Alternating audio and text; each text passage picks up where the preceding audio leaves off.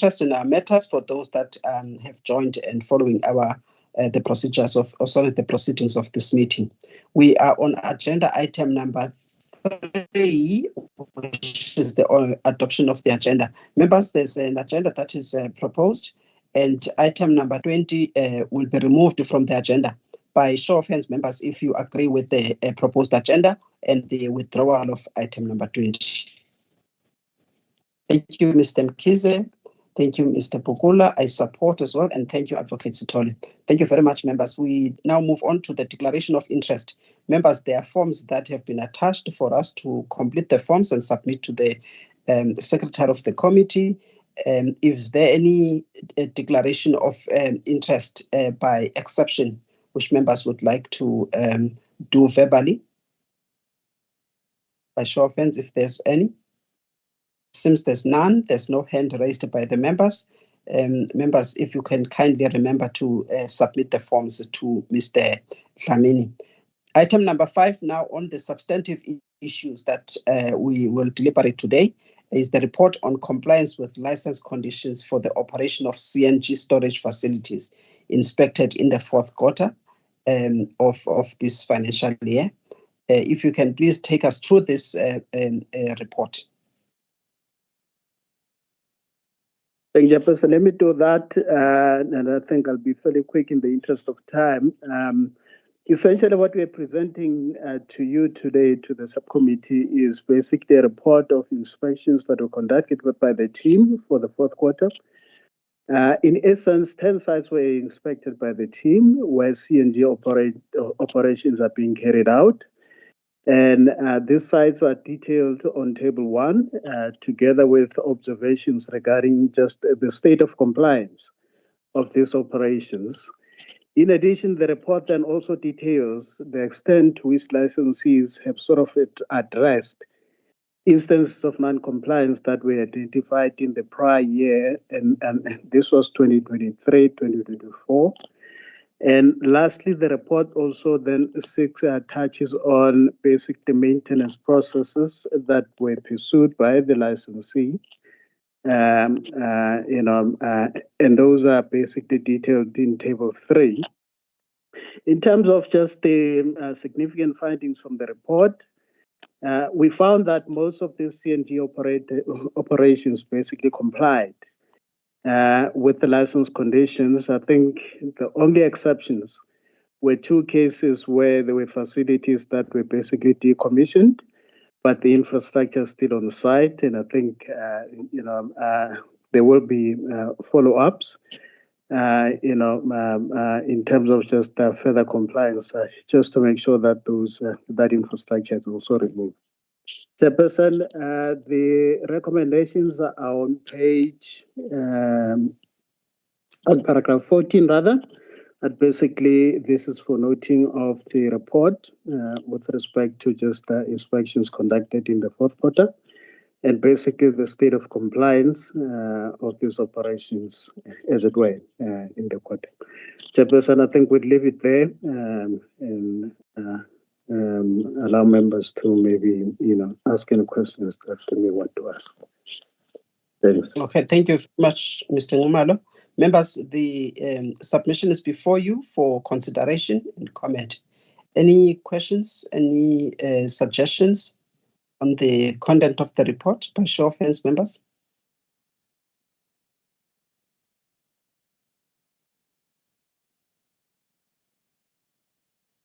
Advocate Sithole, please go ahead, and followed by Mr.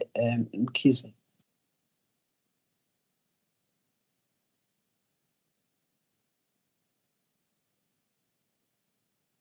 You may go ahead, Advocate Sithole. Oh, sorry, I was talking to a muted mic. Apologies. In terms of the target, it is stated in the report that the team has done about 10 compliance audit, but it doesn't state as to what was the target. I think it will be important for the team to state the target for the quarter, and as well as on paragraph 4.6, 4.65 and 4.66, the two seems to be the same. unless I'm reading them wrong. And I just wanted to find out as to why were the two not combined, the 79 and the 2, because if you look at the description and the province, it refers to the same kind of conversion of the gas distribution facilities to transmission facilities in the same province of KZN. So I just wanted to get clarity on that one, Chair. Chair, yeah, I think those were the two issues for me. Thanks. Okay, thank you, Advocate Sithole. Mr. Mkhize, please go ahead. Thanks, Chairperson, and thanks to Mr. Numalo for the presentation. From my side, I think some of the issues I've raised in the past, and I'm not happy that I don't see them being considered here. One key issue is collaboration with other authorities or state machinery. I think we need to be very much cognizant of that because it helps in terms of optimal utilization of resources that are at the disposal of the state. So please, if you can talk to that, because even in your when you are stating institutional or bodies or persons consulted, you list the very same licensees, and for me, it's important to there list other parties other than the licenses that will also help in terms of the verification of some of the information that you talk about. I think that there is scope to involve maybe Department of Labor and Employment in one way or another. And then the other issue is drawing, I think in this case, maybe a recommended way forward will also help based on the conclusion that you have, just to have it sitting separately so that we can be on a continuous improvement path, which would be recommendations on the core task, not the recommendations to the subcommittee per se. If you can just assist in future reports to deal with that. And I also note that the Western Cape, Northern Cape, Eastern Cape, as well as Limpopo and Northwest, missing in action in terms of gas distribution and storage facilities.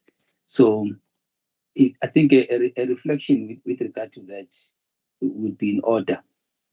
And then when it comes to the issue at hand, you talk of sites that have been inspected, even when you go to table 1 and the rest of the tables, you look at the finding, but you don't necessarily talk to the license condition being violated or not complied with. I think it will help to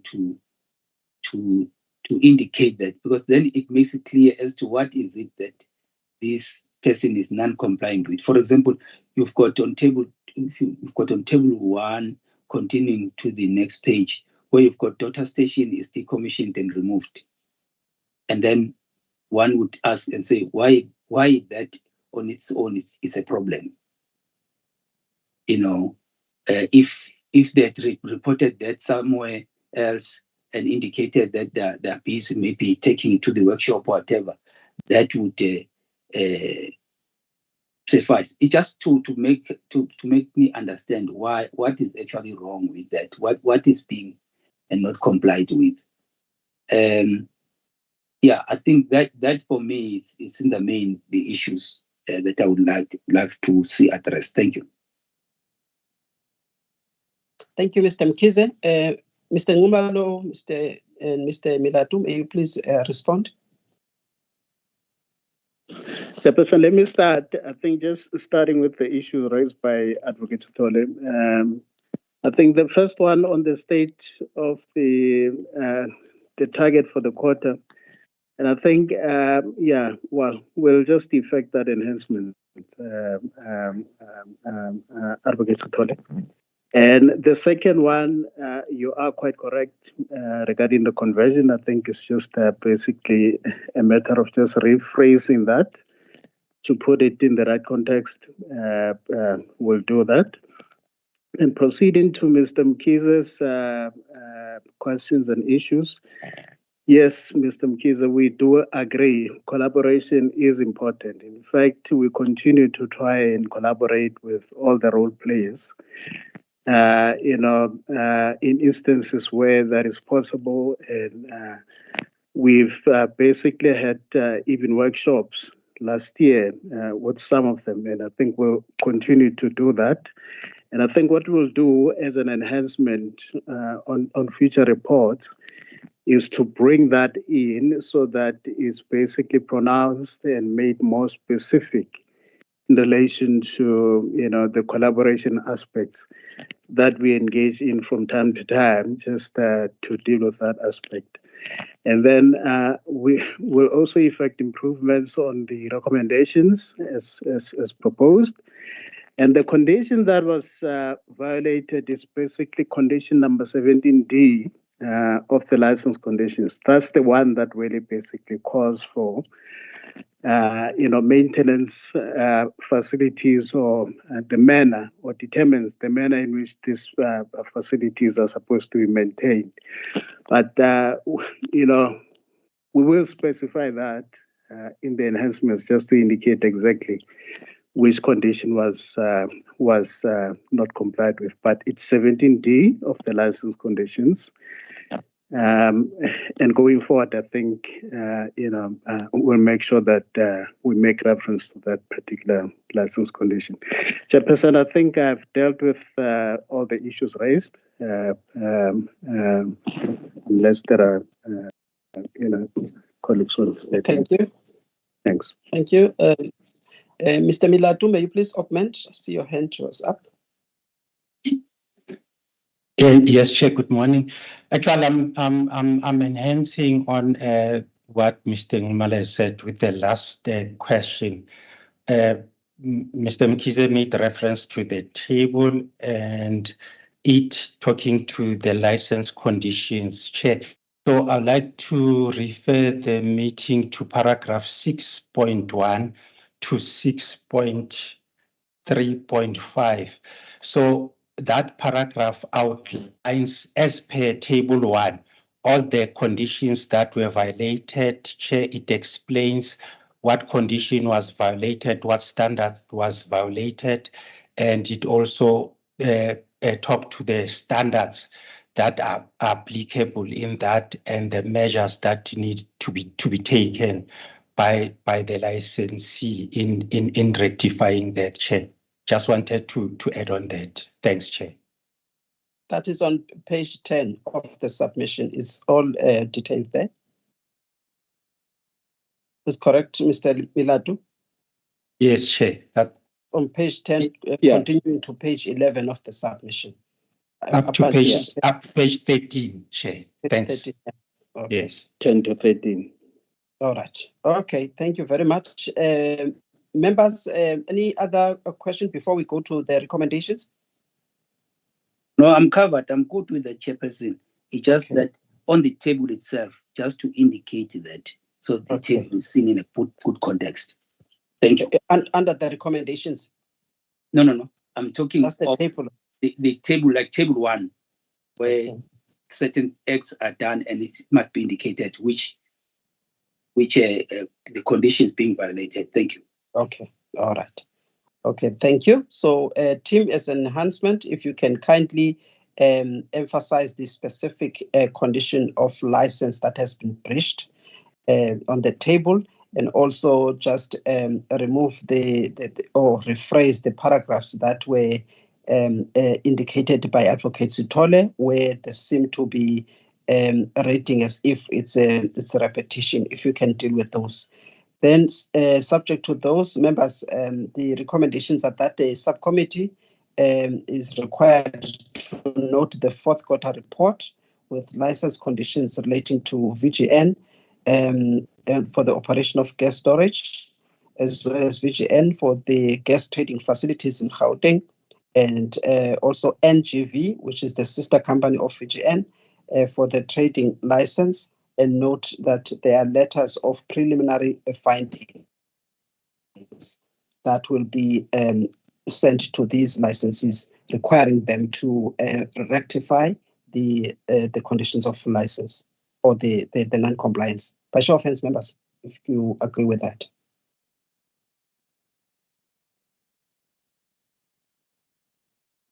Can you also assist me? Okay. Thank you, Mr. Mkhize. Thank you, Advocate Sithole. I also support Mr. Pukula. Are you happy to support as well? Thank you, Mr. Pukula. All right, members, we move on to the next submission, which is the closeout report on the investigation in terms of Section 4D of the Act. And this is with regards to the incident of gas leak that occurred in Boksburg. Please introduce the submission and highlight the key issues that you would like the committee to take note of. Thank you, Chairperson. I'll do that. I'll cover this one as well. This is a closeout report that we presented to the subcommittee, basically just indicating the investigations that were conducted on a gas supply, on a gas leak incident that occurred in Boksburg. Basically, NERSA was notified about this by Soso Gas on the 31st of March 2023. That there was a gas leak in Boksburg. The notification came within the applicable timeline of 48 hours. They are required to basically, report to NERSA, to the regulator, within 48 hours, which they did.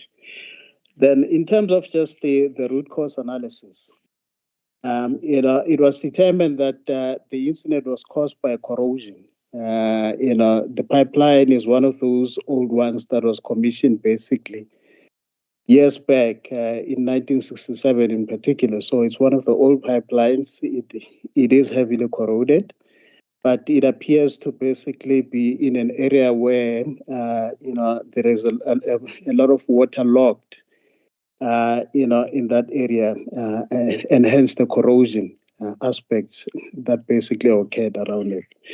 Chairperson, we also then followed up with the 3 customers that are connected onto this. It's a distribution line, just to verify whether their operations were affected by the gas supply. 2 of the customers confirmed that indeed their operations were not interrupted. I think the other customer, by the time that we were finalizing the report, had not yet basically responded in terms of just confirming whether or not they were affected. I think as a follow-up, we have requested this particular licensee or customer to also indicate whether their operations were affected. But the other 2 customers were not affected.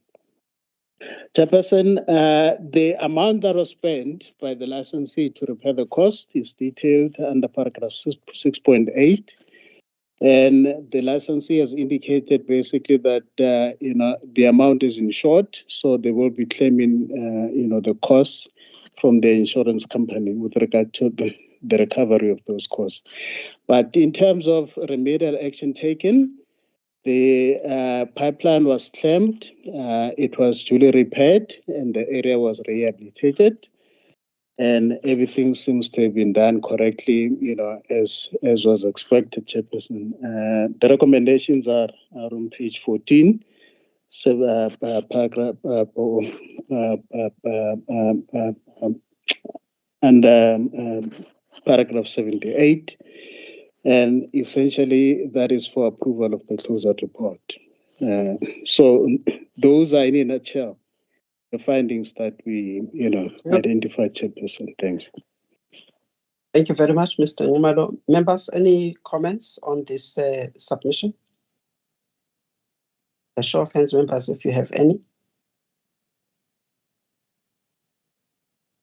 If not, members, I would like to take you to the recommendations on page or paragraph 14, where the committee is requested to approve the closeout report on the investigation into the gas leak that occurred in Boksburg on the distribution pipeline.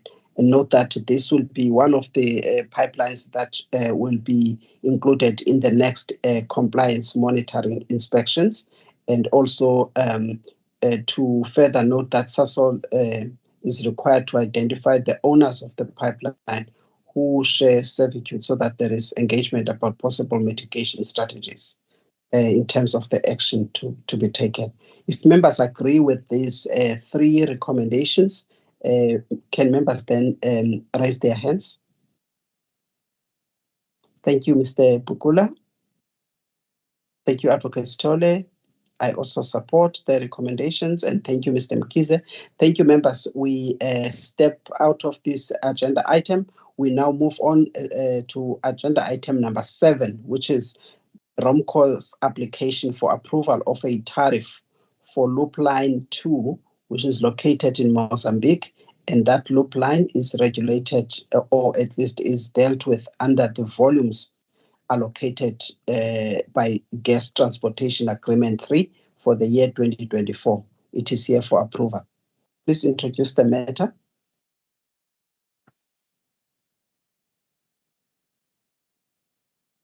I'm told Mr. Njezula will deal with this one quickly, Chairperson. Thank you, Chair. I'll take the matter as read. The purpose of the submission is to request PGS to recommend to the energy regulator to approve ROMCO's tariff of 61.09 rands per gigajoule, which will be escalated annually during the period 1st July 2024 to 30 June 2026. Also, the tariff will be escalated twice, first on 1st July 2024 and 1st July 2025. And that the approved tariff is the maximum tariff and is exclusive of it. And that the discounts are allowed and must be applied in accordance with the non-discriminatory provision of Section 22 of the Gas Act. The approved tariff will also remain in force until the date of the energy regulators approves another tariff. And not to approve the following, Chair. The ROMCO's primary requests, including the request for a real average tariff of 65.54 rand per gigajoule for the period, which is 1st July 2023 to 30 June 2024, which ROMCO refers to as the maximum average weighted average tariff. And a tariff of 72.88 rands per gigajoule that will only be charged to the volumes of 7.8 million gigajoules per annum shipped for SASOL under GTA 3. And lastly, Chair, what is also not approved. Mr. Njezula, you were supposed to not just read one line by line, but to clarify exactly this and bring a proper context to this, especially the part that you say it must not be approved. I think most of the time should have been spent here. And given the fact that it is the second time that this licensee has applied for this tariff, as we did not approve the first one, and clarify now, how do we approve the first part? And then the second part, why is it not supposed to be approved? So that you highlight this part. Yes, members have read, but at least to highlight why are we saying that it should not be approved. Bring the facts to these two. Thank you, Chair. Yes, Chair. I was actually getting there. So the basically, Chair, if I start from the background perspective, to say that the submission itself is at the back of a not approval of a previous tariff that the regulator had, or that ROMCO had brought to the regulator. And the key reasons as to the non-approval were the following, Chair. It was mainly due to, firstly, the influence of other tariffs within the loop line 2, and also the differences that NERSA had calculated that were more than 34%. Now, Chair, the current proposal that ROMCO is making is made of 2 applications. So they have a primary proposal, and then they have an alternative proposal. And the primary proposal is that they request a price of 65 Rand, 0.54 per gigajoule, in terms of which they term this the maximum weighted average tariff. And also, they also request that there be a tariff structuring that would take place. This tariff structuring, according to them, should be would result to a price of 72.88 rands per gigajoule. And it also would be for it also includes Sasol's Sasol gases, a price for Sasol gas for these volumes.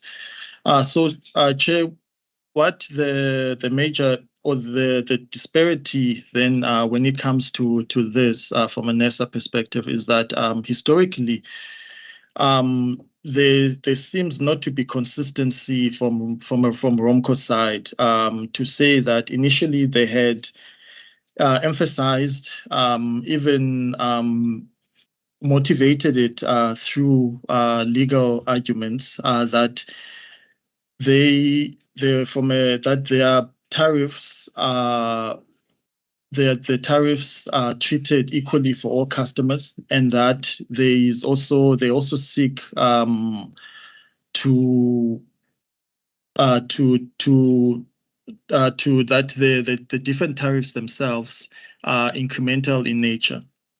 And what played in their hands at the time is that they only had one shipper, so the argument obviously makes sense. Now, given that there's more shippers, now there's been a change where this tariff structuring now is what the regulator initially had requested in terms of including other tariffs. However, this is not an approach consistent with what also the regulator had requested for them to pull all the assets together and calculate one single tariff, which will be applicable to all. So that's the challenge, Chair, with currently the tariff structuring issue.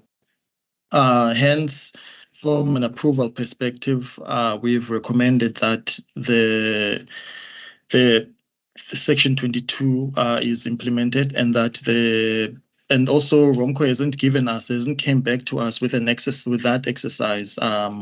So we have requested that in future be done by ROMCO. And then when it comes then to the assessment itself from NERSA and ROMCO's perspective, the difference there, Chair, were purely driven after the consultation process, and we took what ROMCO also had said and what Sasol had said, because those were the two comments that we had. The major differences were on the tax issues and also on the work issues. And on the work issues, they were purely driven by time from a data perspective on the time that the data was collected. However, on the tax issues, we still had issues regarding the actual where we had said that there needs to be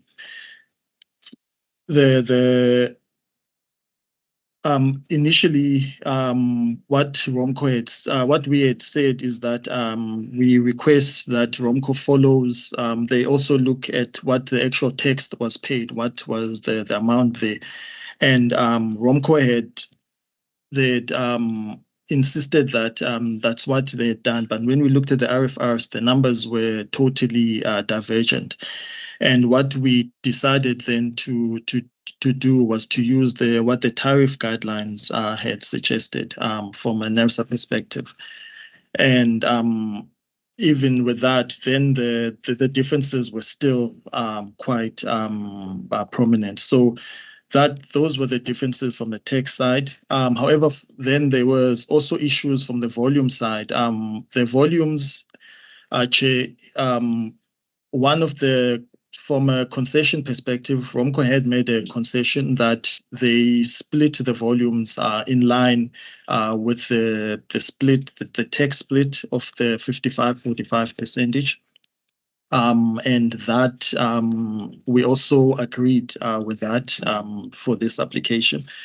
And then we didn't, in their primary request, they had included a tax adjustment factor, which we totally disagreed with because it would disadvantage other customers as well. And as well, what we had said is that from a which from a structuring perspective, if a distance-based tariff would be done, it had to be done throughout the costing process. So those were the major differences, Chair. And then we'd like to take members to the recommendations, which are on 14, line 14. Number 14. Thanks, Chair. Thank you very much. Members, any comments with regards to the application that was just presented? By show of hands, members, if you have any issues with regards to this application.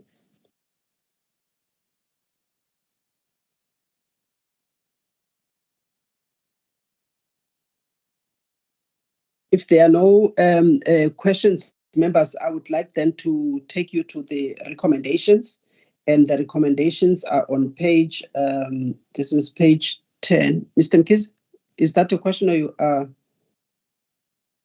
supporting? Yeah, I just got a question here. Just on the part that you are not recommending, right? I just want to check the legal premise for that. That is one. And then two, I would like to know, there's this clawback. If you don't claw back, why can't we claw back a certain portion at least, just to smoothing the clawing back? Why can't we follow that route? And then lastly, how do you match what we want to do and the announcement about the gas running out in 2026? How do we match that with what is being requested here? And then I know that Sasol, in terms of the price, they were looking at quarterly adjustment. I just want to I know there's a gas agreement in terms of the annual escalation or annual adjustments, so to say.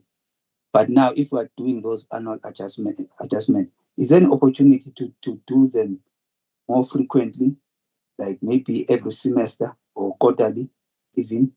Those would be my questions. Thank you. Thank you, Mr. Mkhize. May we please, may the team respond to these questions, and please try to go straight to the point and not take too long in explaining just one thing. Can you please respond? Thanks, Chair. I think from a legal perspective, I'll leave I'll let the lawyers answer that, Chair. From a clawback perspective, Chair, yes, Mr. Mkhize is correct. From a smoothing out perspective, there has to be that included. However, there were still FY24 or FY23 was still not concluded. So we said too that we will, once that is included, we will then speak to ROMCO in terms of how would this be then smoothed out, and also it will be included because on their side as well there were disparities in terms of the calculations themselves, which would only be factored in if the actual once the actual RFRs have been received. I see Ms. Makoda's hand is up, but I'll allow her to probably add on that before I go to the FY26 issue.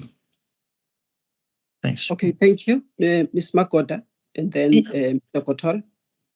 Yes, Chairperson, I wanted to respond on the issues of the legal premise on Section 22 and also the issue of gas running out versus we have comments that it must not be approved. It's because of the fact that if you look at the issue of the distance-based tariff, ROMCO is asking that the other applicants, they are charged a lower tariff. In other words, they don't pay for the loop line 2 tariff. And therefore, it has an implication then that we may be asked for NERSA to be considered to make compensation for the loss of the loop line 2 tariff to the new shipper. And then the other issue, as Dumisani has already indicated, this in terms of the costs that we have analyzed, it seems that both costs are both have the fixed and the variable cost, and therefore there is a need to check the analysis in terms of which costs are then specifically related to the distance-based tariff. And without that information, NERSA is not able to come to a conclusion in terms of the distance-based tariff. And for the fact that we do not want to recommend that the new shippers tends to be subsidized by Sasol Gas, since Sasol Gas will be the one that is going to be charged a maximum tariff or the loop line 2 tariff. And therefore, we are requesting that the PGS does not approve this type of tariff restructuring until the information in terms of a distinction between the variable and the fixed cost is done, and the fact that there has to be compliance with Section 22.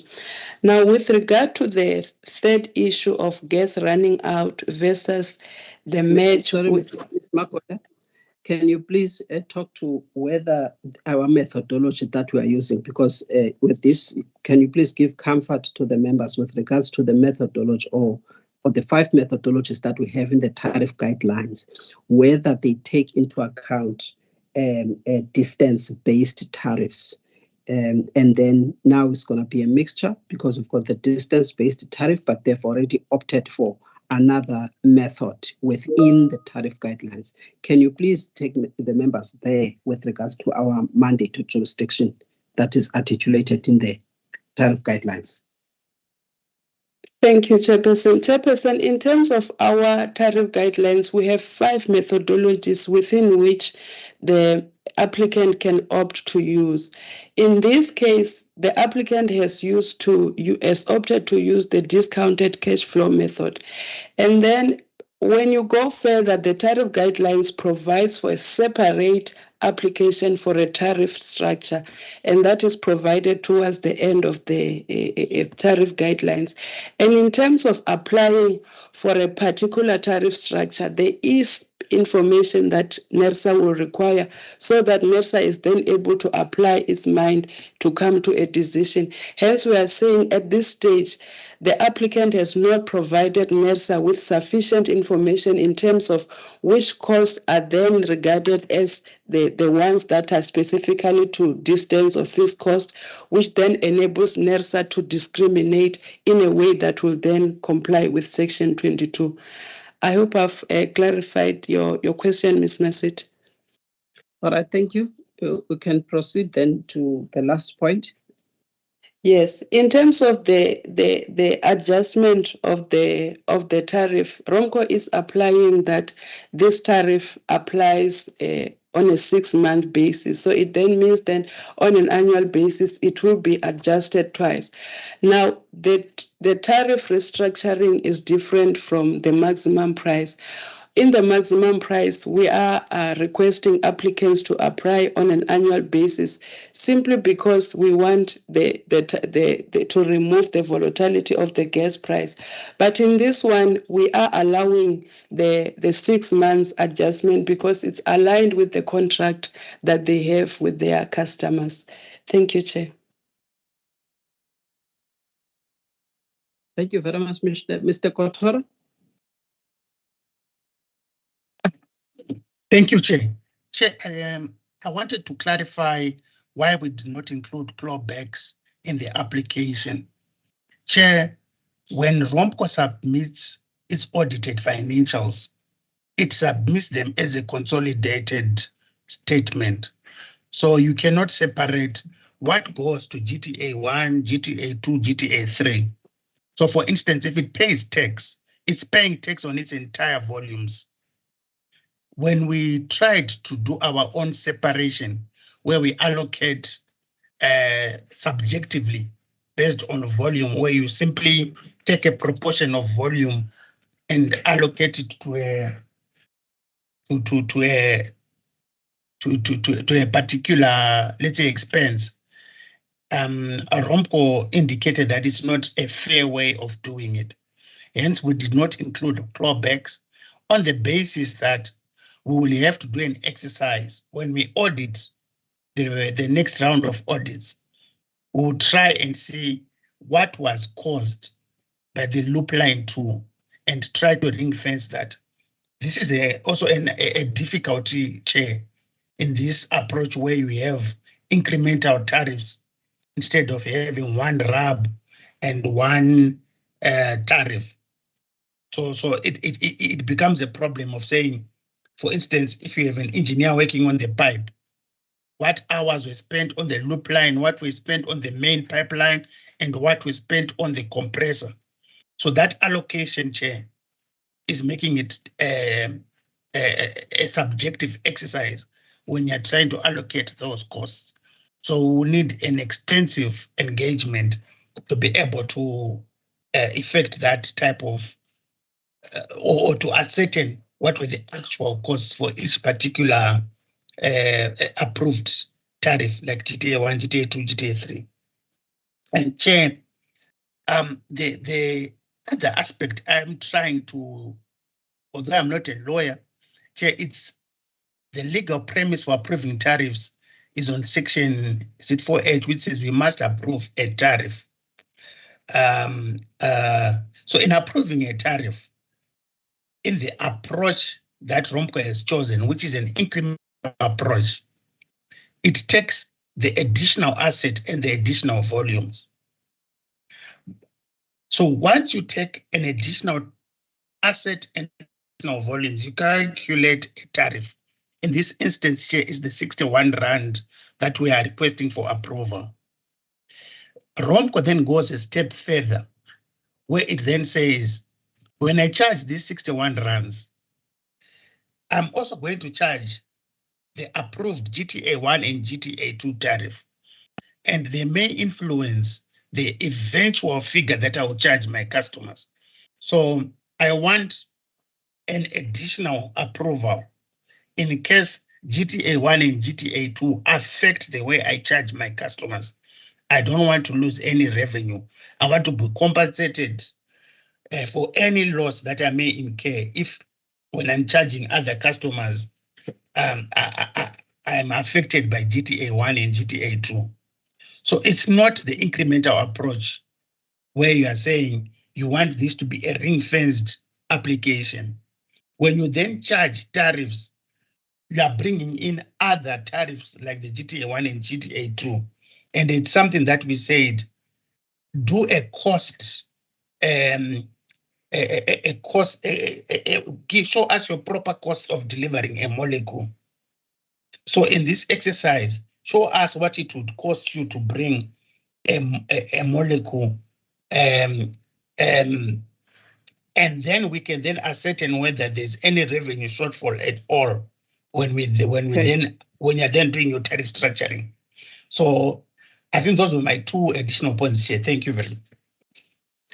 Thank you very much. Members, any further questions? I think the issues were clarified. First of all, the issue of the clawback is not part of the tariff that is proposed, so it's outside of today's issue, because it needs to be verified so that it is only the cost relating to the 8 million gigajoules, which is the tariff that we are talking about today, and making sure that there is no double counting or double dipping that is going to occur. And also because the figures are not audited at this point. So it's not something that we can be certain about, that these are the costs that they may change.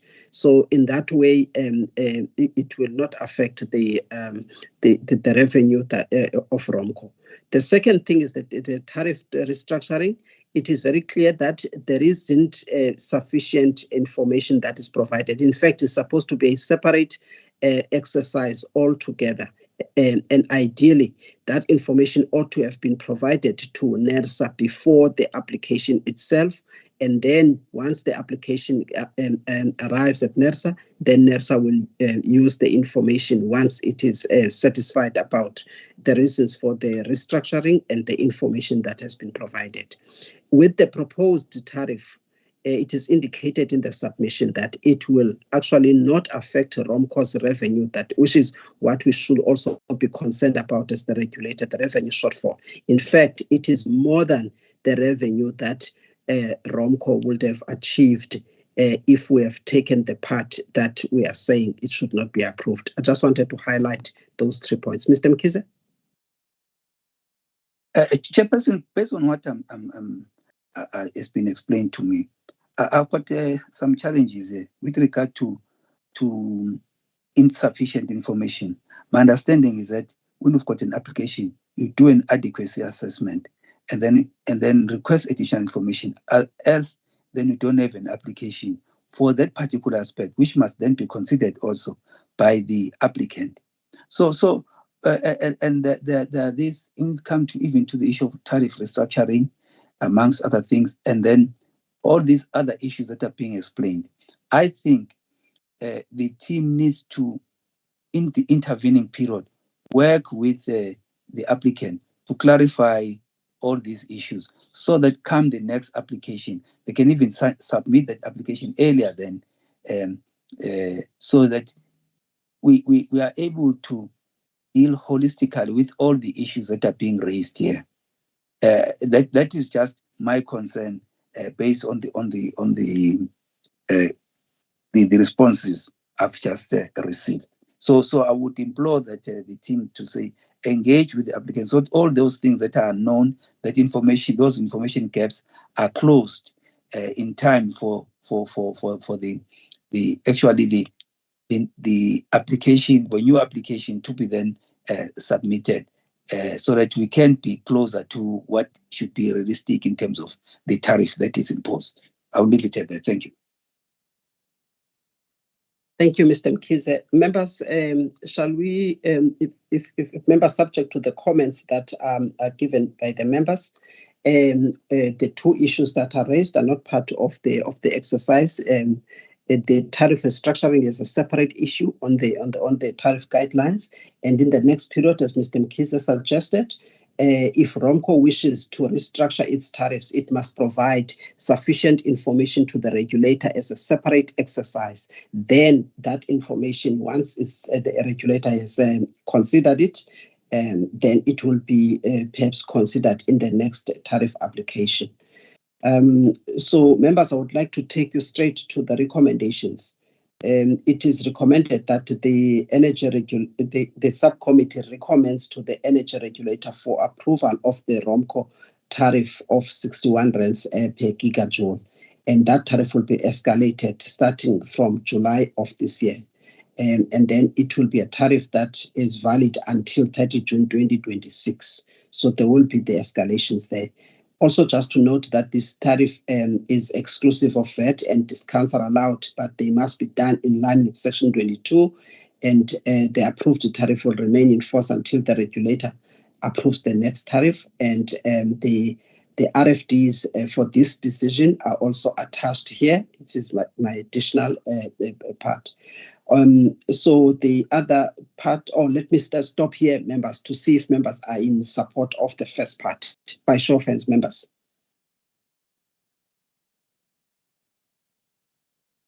Thank you, Mr. Mkhize. Thank you, Mr. Pugula, and thank you, Advocate Sithole.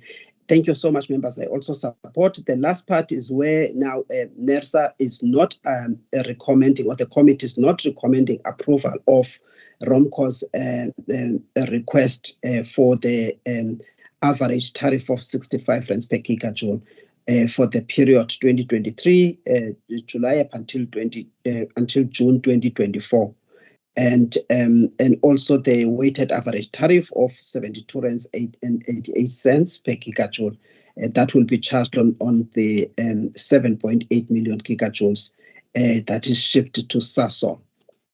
And then the second thing is that the tariff restructuring requested by ROMCO, which results in the tariff of 69 rands per gigajoule, should not be approved. Those are the two that members are requested to support. By show of hands, members, if you are supporting those two requests.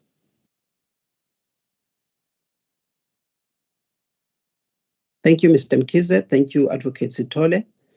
I also support. Happy to support, Mr. Pugula. Thank you so much. Thank you, Mr. Pugula, for and members, Mr. Mkhize and Mr. Sithole, for supporting. Members, we then move on to item number 8, which is the preliminary assessment of the SASOL gases clawback application for the period July 2022 until 30 June 2023. Please, the matter has served at the PGS previously. So if you can just zoom straight to the key issues now in terms of the compliance, in terms of the jurisdiction, and why it is important that this matter be considered. Thank you, Chairperson. I will introduce the matter. This is the application from SASOL Gas. SASOL Gas is applying for the recovery of the difference in the weighted average cost of acquisition and trading cost, and it is for the period of FY23. And secondly, they are also applying that this clawback be implemented over a period of 12 months from the date of approval by NERSA.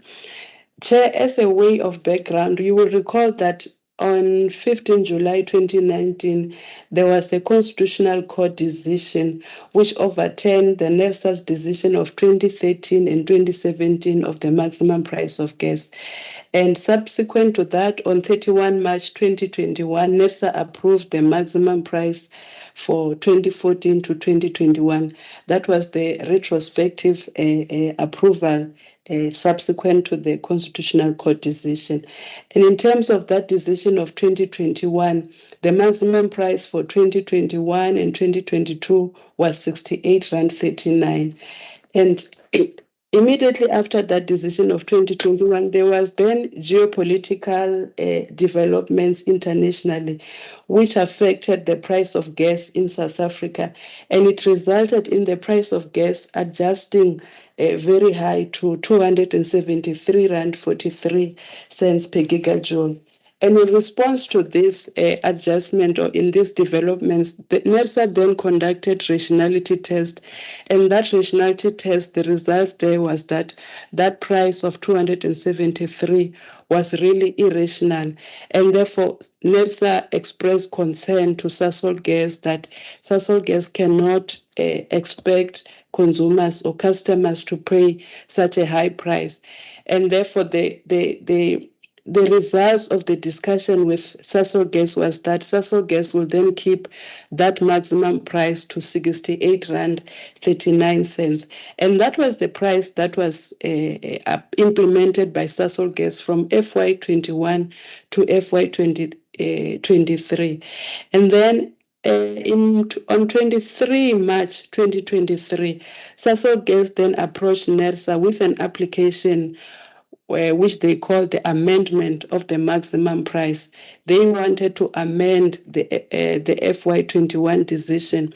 And on 26 October 2023, NERSA rejected that application for maximum price, reason being that it was NERSA didn't have the mandate to amend its own decision, that decision of FY21, and that application really, it didn't follow the methodology.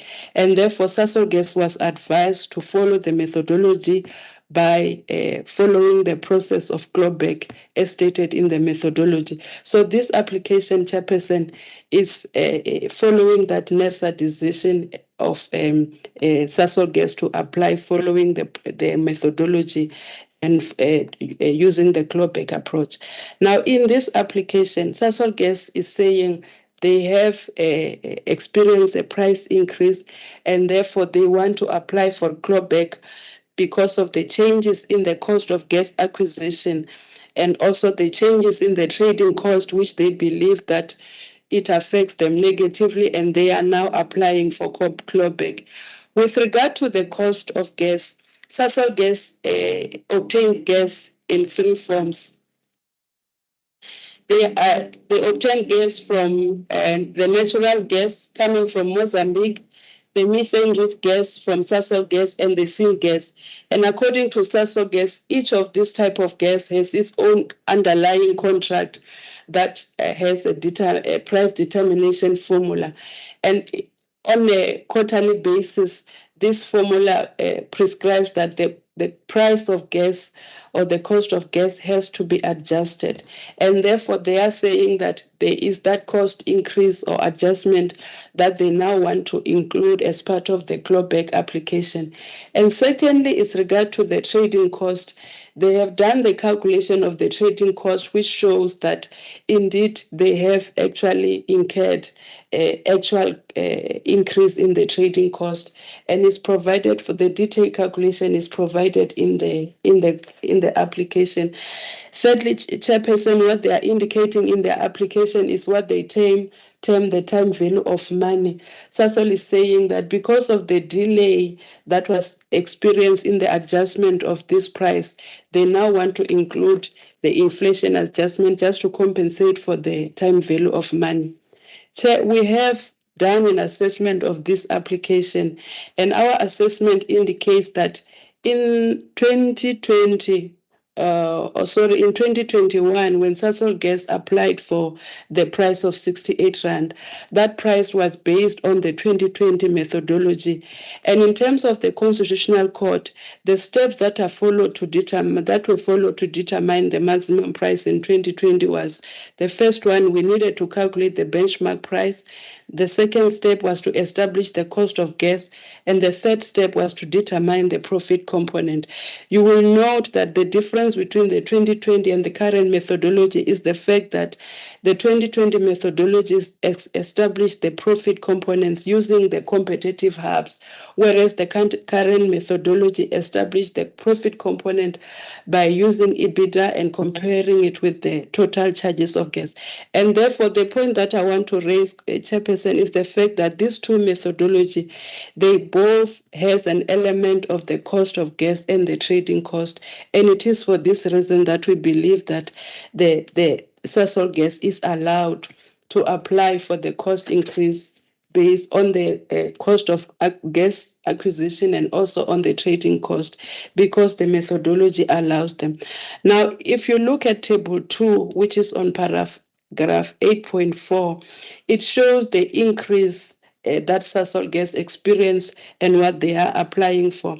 And when we analyze the contracts that we received copies from, we realized that it is correct that they did experience the cost of gas increase, and therefore in our assessment, we have accepted the increase in the cost of gas.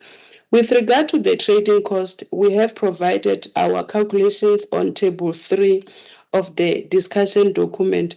You will note that there are differences there between Sasol Gas and NERSA's calculation, and the difference emanated from the working capital and the operating expenses. In the working capital, NERSA has used the actual audited information, whereas Sasol Gas has used the annual figures. We have provided the details on Table 4, which shows where the differences emanated from on the working capital. And in addition, Chairperson, we also did not allow the unaccounted cost of gas as provided by Sasol Gas, because we believe that we've already established a benchmark using the volume balance report that are done by NERSA on a monthly basis. So we are asking that the committee approves that the discussion document be published for public comments. I also want to highlight that this committee has delegation powers to consider this document, although in the document we have incorrectly cited it as 2.5. The correct one is 7.6 of the delegation of authority. Thank you, Chairperson. Thank you very much. Members, any comments? This is still the preliminary assessment. Any input from the members? Anything that needs to be enhanced before the discussion document is published? By show of hands, members, if you have any suggestions.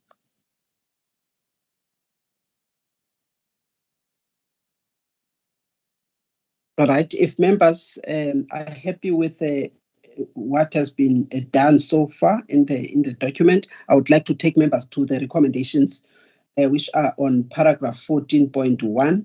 The subcommittee is requested to note the preliminary assessment and issues that have been raised there.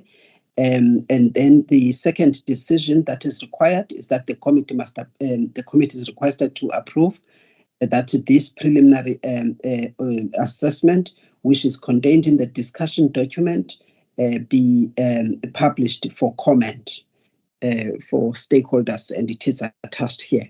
By show of hands, members, if you are happy to approve as well as to note. Thank you, Mr. Mkhize. Thank you, Mr. Bukula, and thank you, Advocate Sithole. Thank you, members. We are then proceeding to the next item. If you can please reduce the time that you take. Thank you, Chairperson. Apologies. Sorry. Just to for the record, you're now going to item number 9 of the agenda, the implementation plan on measures identified to facilitate competition, investment, and achieve security of supply for gas in South Africa. Please give a short context and then get to the plan itself and the importance of the plan. Thank you, Chairperson. Mr. Bala will very quickly take us through the submission.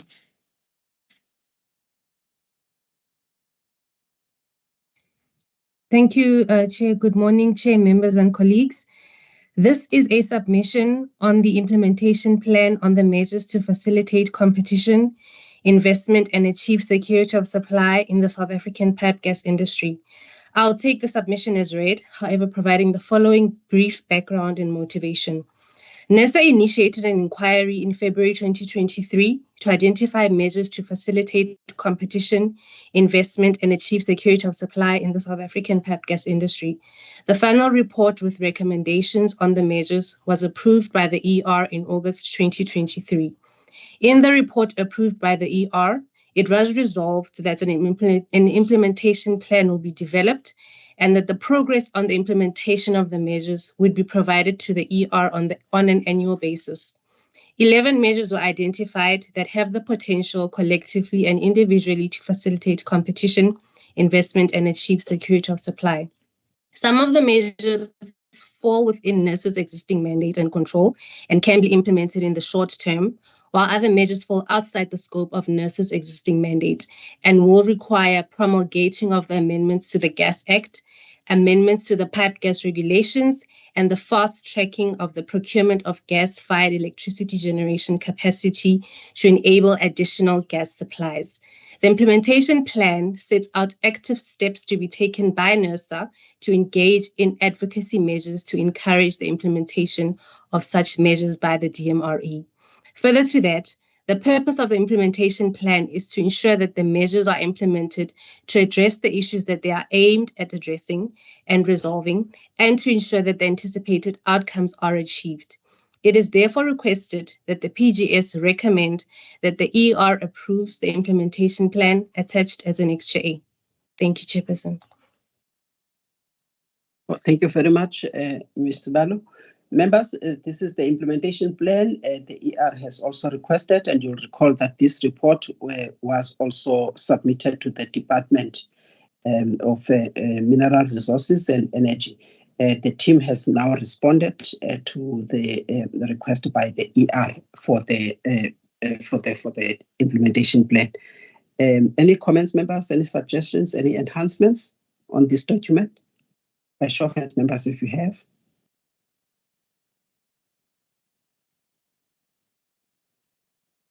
If none, members, I would like to take you to the recommendations on paragraph 14.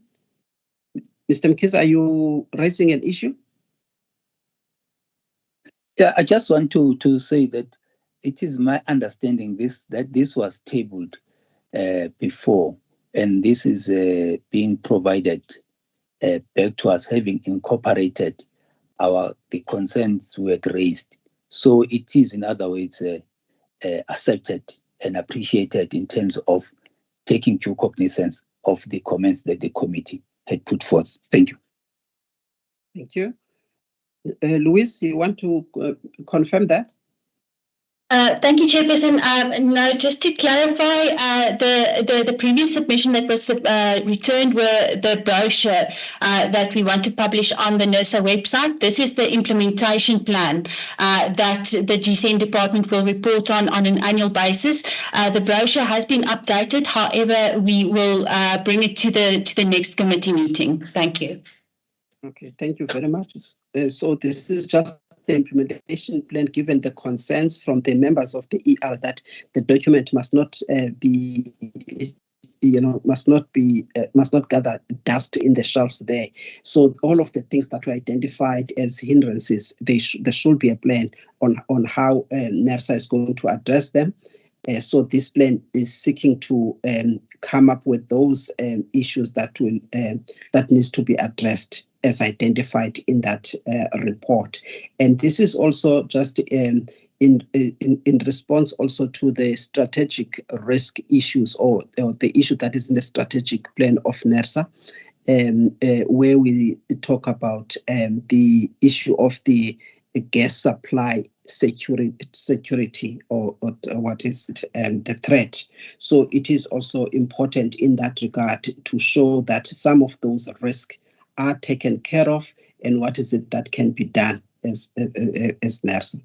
All right, members, by show of hands, I've already read out the decision that is required from the subcommittee, that the subcommittee is requested to recommend that the ER approves the plan on the measures identified to facilitate investment, competition, and achieve security of supply for the South African gas industry.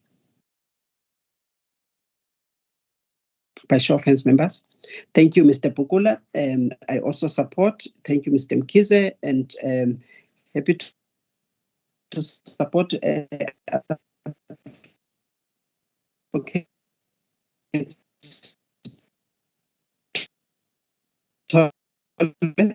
Yes, Chairperson, my hand is up. Thank you.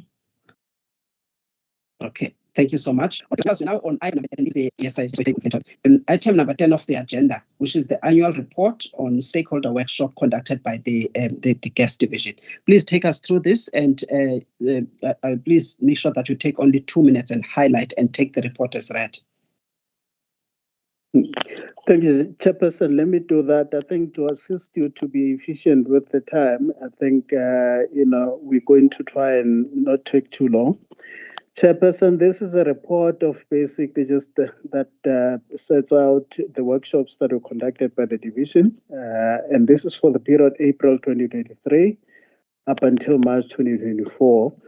Really, the report gives a reflection of the type of engagements that we had with stakeholders. And I think in terms of the highlights, the main highlight was really the engagement that we had with the Competition Commission, basically to try and streamline and iron out issues of the MOU between the two regulatory bodies. I mean, I think it was quite a useful session that we had with them.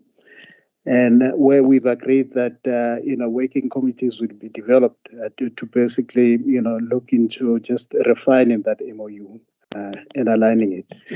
And we also had a very successful stakeholder engagement with a number of stakeholders, including the DMRE, and in fact well represented by industry stakeholders, to talk about the challenges that gas is being experienced with regard to gas for the transport market within the gas space. And it's something that was well received by most of the industry stakeholders, and in fact said very well in terms of just the platform that was provided to the stakeholders with regard to just that opportunity for engagement with NERSA. Chairperson, that is, in essence, constitute then just in a nutshell the essence of the type of engagements that we had.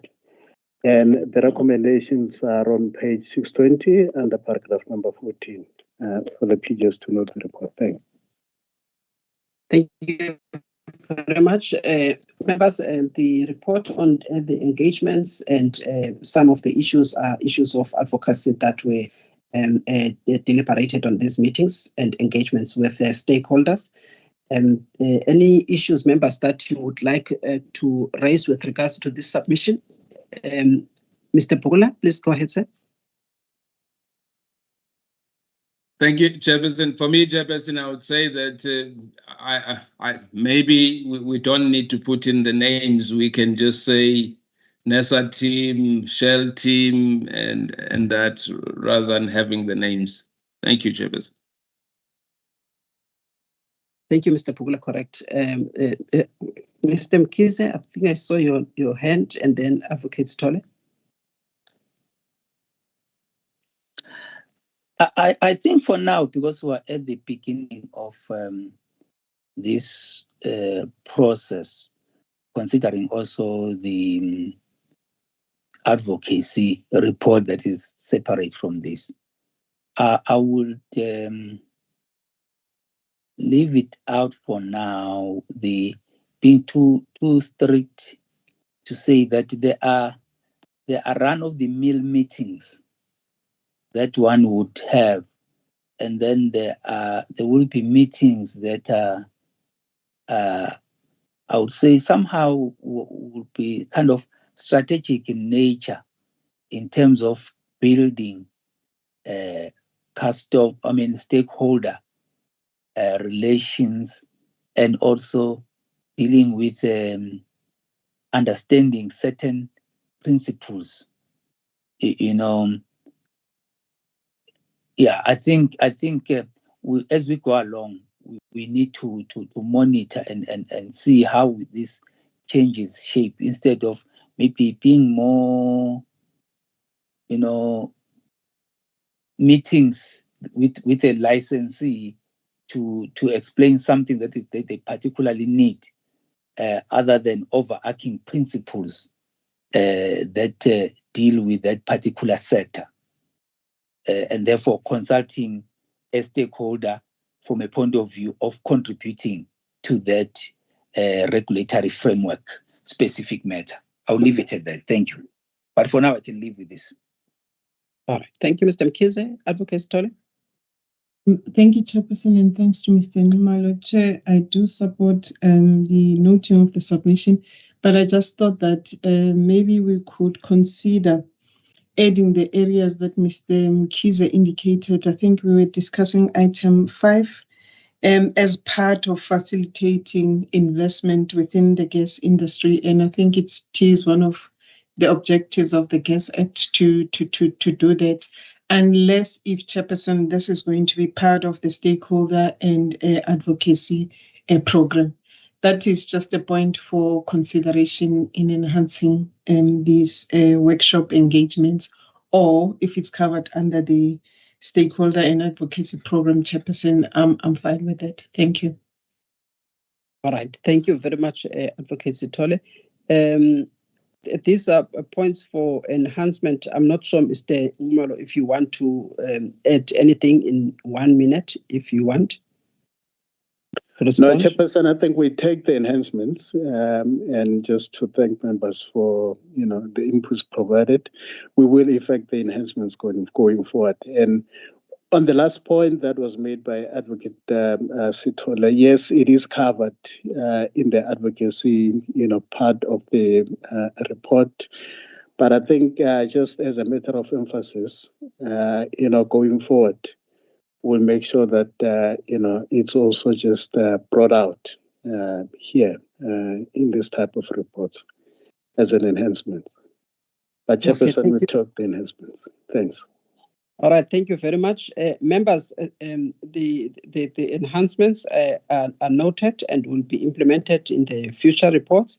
But with this one, on table 1, the decision is subject to the removal of the names. So they have to be removed, these names, as part of the decision today.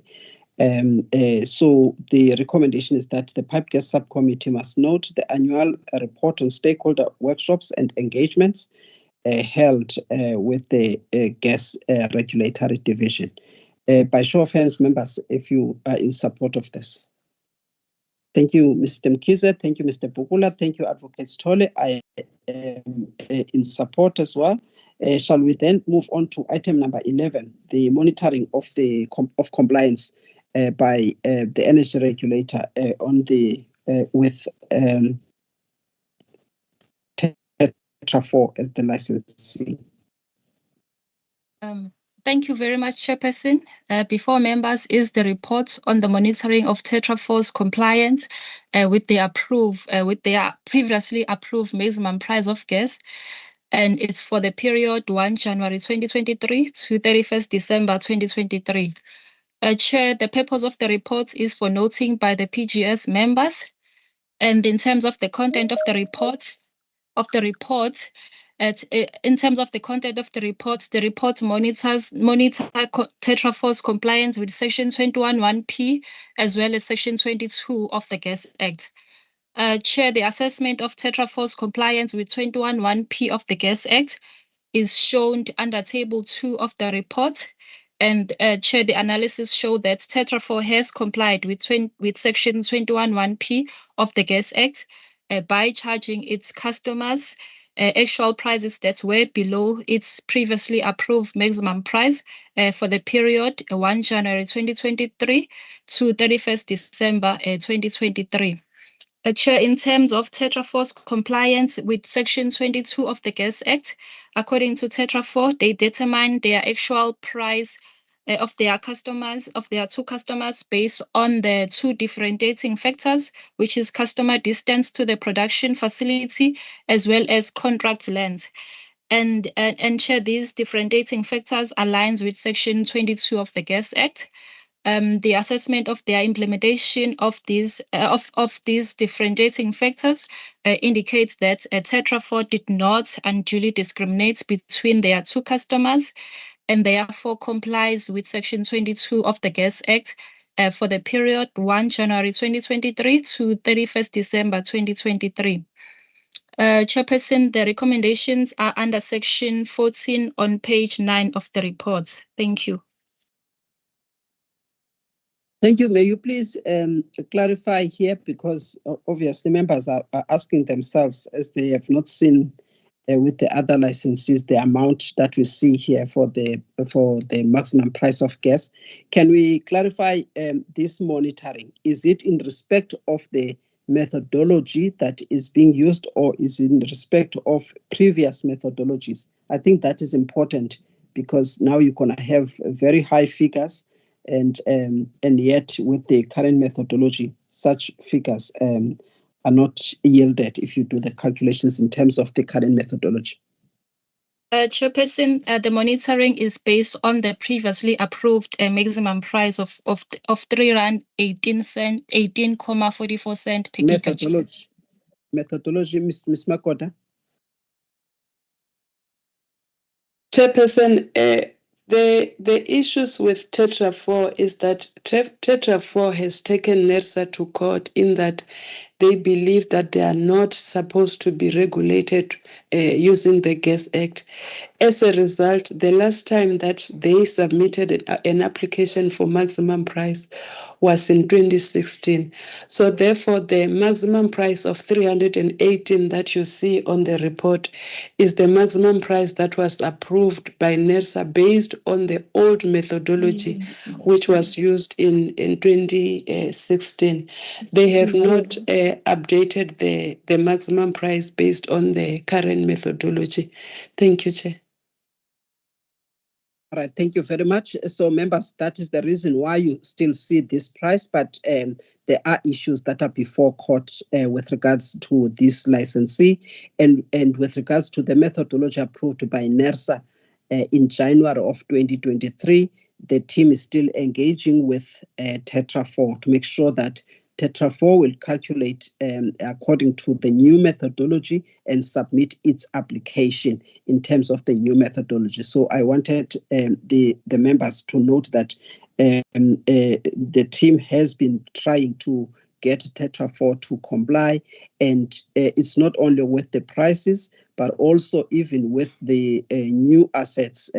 As you know that this is the only licensee that produces LNG in the country, and they have not yet applied for license applications for licenses to be able to operate LNG facilities in South Africa, but that also is a subject of non-compliance. So there is a number of issues with regards to this licensee. So I just wanted to provide context with regards to these levels of the maximum price. Any questions, members?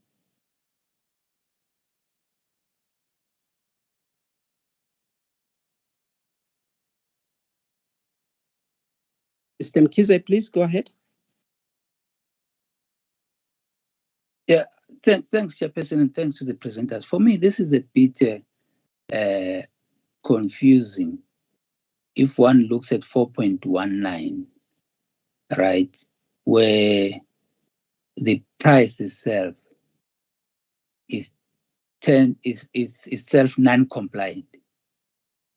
And I think that if we've got that, it should feature in the recommendation, and the corrective action then being to then use the recent methodology, albeit maybe even going through the court process. Because really, to say someone is complying with something that is of itself is non-compliant,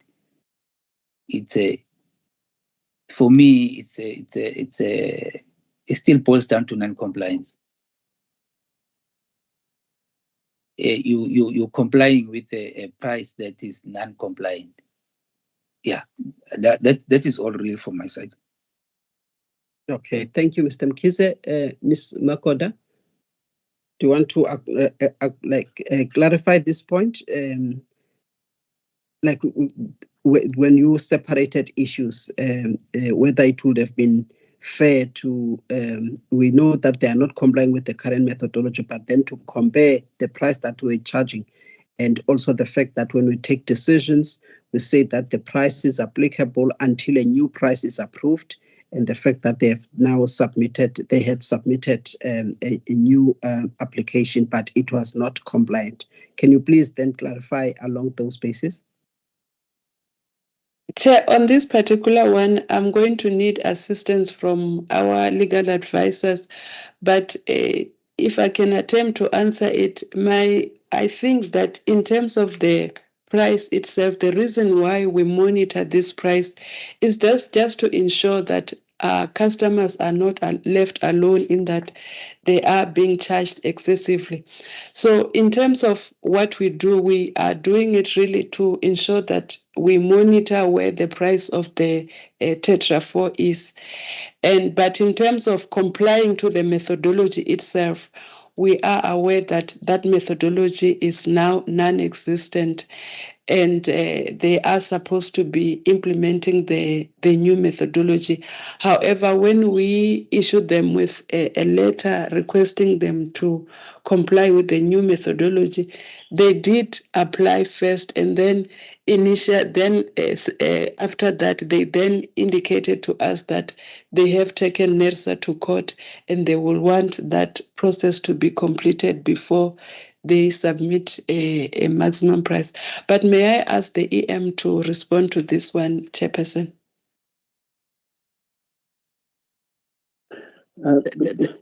Yeah, the response needs to be concise on this matter. Please, if we can get to that. Why we still think that it is important that we still monitor that price. I think that is the essence of the question. Chairperson, I think just to maybe emphasize, and you've already covered this partly in your remark, earlier remark. Now, by basically indicating the important aspect that when we approve these maximum prices, we approve them subject to basically a very clear caption that says that maximum price will remain applicable until a new maximum price is approved by NERSA. So on that basis, Chairperson, we do believe that up until the point that a new maximum price is approved, the current one continues to apply. But I think, Chairperson, in a nutshell, we must also add that, as you indicated earlier on, there are certain matters that are currently, ongoing between TETRA and NERSA with regard to just ensuring that follow-ups are made with regard to, ensuring that this particular licensee complies fully with all the requirements in certain areas. But with regard to the maximum price, this is the element basically, where maximum price has been approved, it's always approved subject to, that principle that says it remains applicable until a new maximum price is approved. And Chairperson, I think we do believe that on that basis that maybe that's one of the important aspects to clarify. Thank you, Mr. Ngwal. But the difference here is that it does not mean that it is applicable when the methodology, I think that's Mr. Mkhize's concern, when the methodology is no longer in use. And yes, this is just the monitoring of the price that they are charging. And the point that Ms. Makoda mentioned, it's important, which says that NERSA, it is important for NERSA to monitor that price to see how much customers are exposed to in terms of exploitation with the price levels that are charged on customers. So that's one aspect that the regulator needs to understand. But the second one is that even with the case that is before the court now, it may actually even bolster the case that NERSA is defending before the courts today, because NERSA needs to have factual information, and NERSA will be able to indicate that this licensee has been charging this much over this period of time, and that will be factual when NERSA presents its case before the courts, and also then make comparisons showing the harm that will be suffered by customers, given the fact that there's new methodology and this licensee still does not want to comply with the new methodology, which yields lower prices. So it is on those two bases that the monitoring is important, but it doesn't mean that it is applicable, that therefore that price must apply simply because of that caption. Mr. Mkhize, are you satisfied with the clarification? Yes, you see, there is a, let me not delay this meeting, but I must just say one. If you go to the recommendation for the pipe gas subcommittee to note, we should be able to note the tussle around migrating to the new methodology. That is an important aspect to note. And then under that is to say, however, on the methodology that was prevailing then, they are charging customers an actual price that is below this previously approved price. And then they also did not unduly discriminate customers. But that aspect for me is key. And if it were possible, they would even go on and include what the price would be like now, because it says a lot. Well, there are a lot of things there are a lot of questions around that price that were still there and still prevailing now, and what all of that means. If you get what I mean, because you would expect that the price, there should have been changes by now, if that price was optimal, etc., etc. But there are issues that are not really addressed yet that need to be addressed. But to say that the recommendation as it stands, I can't take that, because the recommendation leaves out something critical. So I would accept where we note the issue of the task around migrating, that is complying with the methodology, the new methodology, and applying as such, and then highlight those issues. But then to say, however, I would that then would be palatable to me. Thank you. Thank you very much, Mr. Mkhize. Members, shall I then take you to the recommendations? The Piped Gas Subcommittee is requested to note that Tetra 4 complied with Section 21(1)(p) of the Gas Act based on the previous methodology that was on the previous methodology used in 2017, when it charged its customers. And it also complied with Section 22 of the Gas Act when monitored on the basis of the previous methodology. And then add the third one, that Tetra 4 is required to comply with the new methodology approved by the energy regulator on 26 January 2023. Will members be comfortable with those recommendations? Sorry, with those recommendations. Chair, as I said, I would have number 3 as number 1, to say they have not complied with the new one and they are required to comply, and we're pursuing that. That would be the first one. However, then we note the others. That for me would be the noting. Thank you. Okay, members, just so that it reflects accurately on the record, that the Piped Gas Subcommittee is requested to note that Tetra 4 has not complied with the new methodology approved by the energy regulator on 26 January 2023.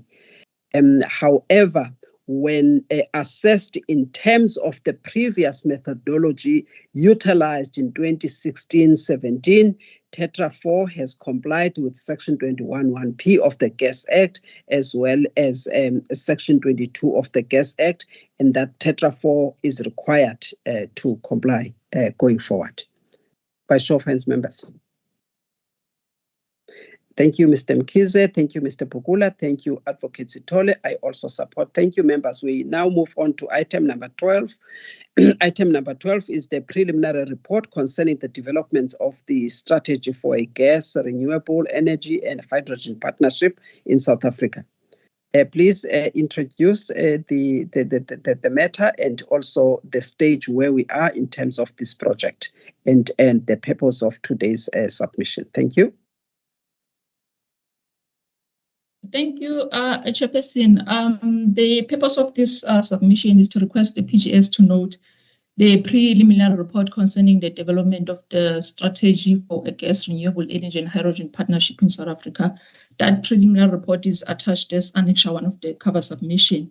Chairperson, just to provide a brief context, but I will be brief, and then clarity as well. I would like to highlight that this is an ongoing project that commenced in 2022 at the request of the PGS, as outlined in the submission. And then what has happened since then is that we have embarked on a stakeholder consultation process. We have done extensive research around this, and we've also enlisted the services of our consultants to assist with just a component of that project, which is the energy modeling. And the key context here that I would like to highlight, Chairperson, is that the primary objective of this project is to establish integrated views and set the strategic vision for gas market development alongside hydrogen and renewable energy growth, as well as the potential role and benefits for the renewable gases in the South African economy. What is very important here is that this gas development, it has to happen within, that we envisage it should happen within the evolving energy transition environment. That's where the aspect of renewable energy and and hydrogen are coming into play.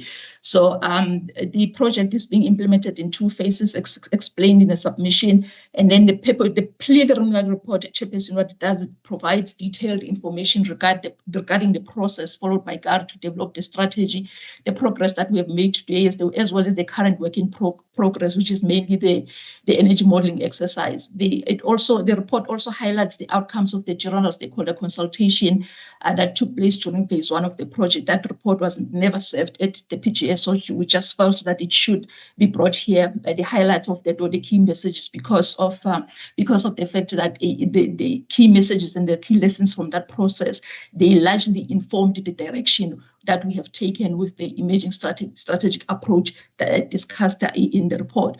And then we're also highlighting that emerging strategic approach, which is based on the work that has been done thus far, including the key insights from the stakeholder engagement.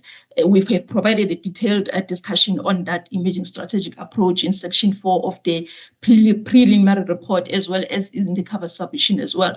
And this is the part where we seek a guidance from the subcommittee, particularly the areas where we can improve and other issues that we should consider in the strategy document. At this point, Chairperson, I should mention that we have already established firm, or not necessarily solid, but firm, strong views and positions on the strategy. We can see the outcomes. That's why we are bringing in the emerging strategic approach. It's just that we need to finish that very important aspect, which is the energy modeling, which will assist us to quantify and provide insights on what is practical, feasible, and beneficial for the South African market under different scenarios. Once that exercise is completed, that a strategy document will then be put together, and then we will submit it to the PGS for consideration, and ultimately to the ER with policy recommendations for approval for submission to the department and other relevant stakeholders. We have provided like a detailed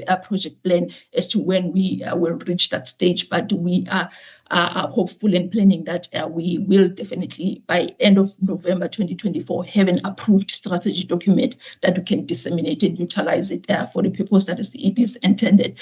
So the PGS is requested to note to support Chairperson. My colleagues Dumisane Mtiane and Fumlane Nejelere are also here to assist in answering questions from the members, if any. Thank you. Thank you very much for that comprehensive but succinct introduction. Members, the preliminary report for the project that was requested by the subcommittee, and so is here for members to provide guidance and areas of enhancement and what the team should look at when they are finalizing this project. By show of hands, members, if there's any input from your side. Mr. Pugula, please go ahead, sir. Thank you, Chair. Chair, I'm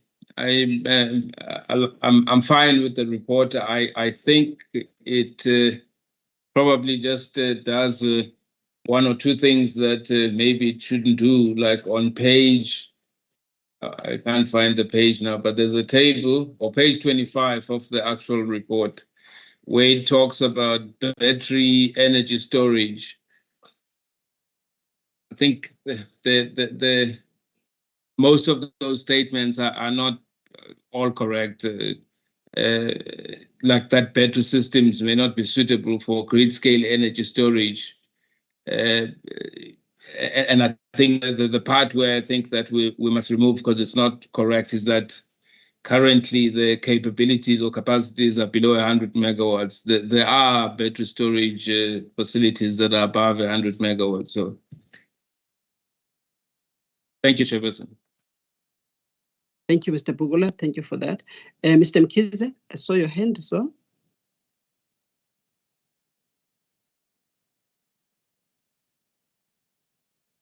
Over to you, Mr. Mkhize. Thanks, Chairperson, and thanks, Madam Koza, for the presentation. I note the matters that are outlined. I think of importance for me will be the regulatory framework. You know, whatever we do, to then look at what changes need to be made on the regulatory framework. And I think that even in the modeling, it's the modeling that is aimed to inform the regulatory framework as to what needs to be changed. And we've got the issues of like we've got the gas amendment bill currently. Some of those things of the issues that should be included there or are included there will affect, because will affect how we deal with the gas sector going forward. And whilst we're looking at a strategy, some things are running amok and not waiting for us. So I would love to see maybe a kind of a reflection of that in terms of the regulatory framework being able to accommodate some of the things that we want to see going forward. I know that we might, in terms of new things coming in, we might be too late. But I've seen, for example, on page, which I think they've covered it in a way, on page 21, where there's policy, legislative, and regulatory analysis, which I think ourselves as a regulator, we kind of need to look at policy and legislative, and then we separate the regulatory part, because that is where then we come in ourselves to see what instruments we can put in place in the short term, in the medium term, and long term to then be able to better manage or govern the sector. Because sometimes the challenge is that, especially with the hydrogen technology and other new technologies, is that the policy, legislative, and regulatory framework tends to lack the development. Whereas we should be able to, the strategy for me will be to try to be ahead so that we can be able to enable instead of being a hindrance, and therefore come in to debottleneck the framework so that we can accommodate the technical changes. So the strategy seeks to do this thing the other way around, to lead and make sure that we were able to move the country to the right direction where it seeks to go, taking into cognizance what other policies like and plans are saying, like the IRP, what is it saying. So that would be my input for now. But I appreciate that the work is going to be done, leading to finalization in November, as Madam Koza has stated. Thank you. Thank you, Mr. Mkhize, for that input. I suppose this is input and also guidance, Ms. Koza. If you can look at that, those inaccuracies on page 25 of the document with regards to the scale or the capacity of the battery storage. Yes, maybe you can just flag the issue as the issue of scale at the moment, but not to limit it to the 100 megawatts. Just to avoid situations where one might not have the right information, but just flag the issue of the scale itself. without mentioning the limitations on capacity of that of the battery storage. All right, and also then make sure that you take into account the issues of regulatory framework, as Mr. Mkhize suggested. With that, members, I would like to take you to the recommendations. The recommendations are that the members are requested to, is it to approve or to note? To note the preliminary report on the strategy for gas and hydrogen, as well as renewables. By show of hands, members. Okay, thank you, Mr. Mkhize. Thank you, Mr. Pugula. I also support, and thank you, Advocate Sithole. Thank you, members. We then move on to item number 13 of the agenda, which is the fourth quarter progress report on construction licenses issued by the energy regulator. Please take the matter as read and highlight what has been done in the fourth quarter with regards to progress on construction. Thank you, Chair. This is the fourth quarter progress report on construction licenses which were issued by the National Energy Regulator of South Africa during the 2023 to 2024 financial year. The energy regulator has granted 112 licenses from September 2006 to date for the construction of the gas facilities around the Gauteng, Free State, Mpumalanga, and KwaZulu-Natal provinces. Licensees have invested about 3.66 billion rands on the gas infrastructure in the Republic of South Africa since the inception of the energy regulator. The amount that has been spent on each project is illustrated in Annexure A on the report. At the current moment, the status of completed construction licenses is 100. The list of these completed facilities is highlighted in Annexure A on the report, whereas the status of revoked construction licenses remains at 7. The list of these revoked construction licenses is highlighted in Annexure B. The team has received one construction progress report from Sasol Gas during the fourth quarter of the 2023 to 2024 financial year, namely the Sasol Gas license for the construction of the gas distribution facility in the R Road area. In terms of the financial impact, Chair, the gas infrastructure project cost of the gas distribution facility in the R Road area has amounted to 11 million rands. According to the progress report, the R Road construction progress is 100% complete. We therefore request that the members should know the construction progress report for the fourth quarter of the 2023 to 2024 financial year, and to further note that no new construction projects were undertaken in the fourth quarter of the 2023 to 2024 financial year. Thank you, Chair. Thank you very much. Members, any comment, input on this report, item number 13 of the agenda?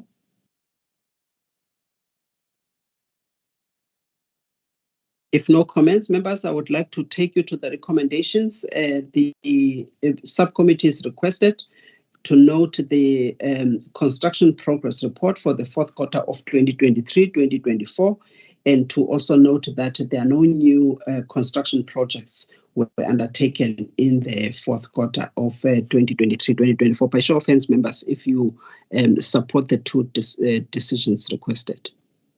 Thank you, Mr. Mkhize. Thank you, Advocate Sithole. Thank you, Mr. Pugula. I also support.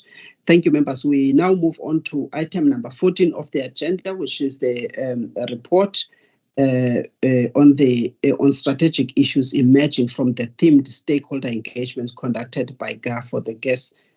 Item 14 for the gas, yes, renewable and energy and renewable energy, as well as hydrogen. Please introduce the report. Is it not the same thing? No, thank you very much, Chair. Okay, thank you. Okay, thank you for the opportunity. This is not the same thing. Basically, this one is in addition to what has been reported in item 12. From what Ms. Theodora has indicated, this one is basically the stakeholder engagements that we held, that were done by the by the team at NESA with stakeholders. There were some of the issues that were raised by stakeholders from the project in 2022. Therefore, we decided to have a themed stakeholder workshops with stakeholders to discuss further into the whole issues that were raised. In terms of this submission, we request the subcommittee basically to note the themed engagement that we had. I think if you look at table 1, basically it shows the engagement that we had with stakeholders, which I think the renewable gases, biogas and biomethane, gas supply analysis, gas to power generation, and gas to transport market in South Africa. These are just some of the themed engagement that we had, which are covered in Annexure A of the Gas Strategy Stakeholder Engagement Plan, which is on page 11 to 15. So we only, up to this point from November to March, we only engaged in those 4.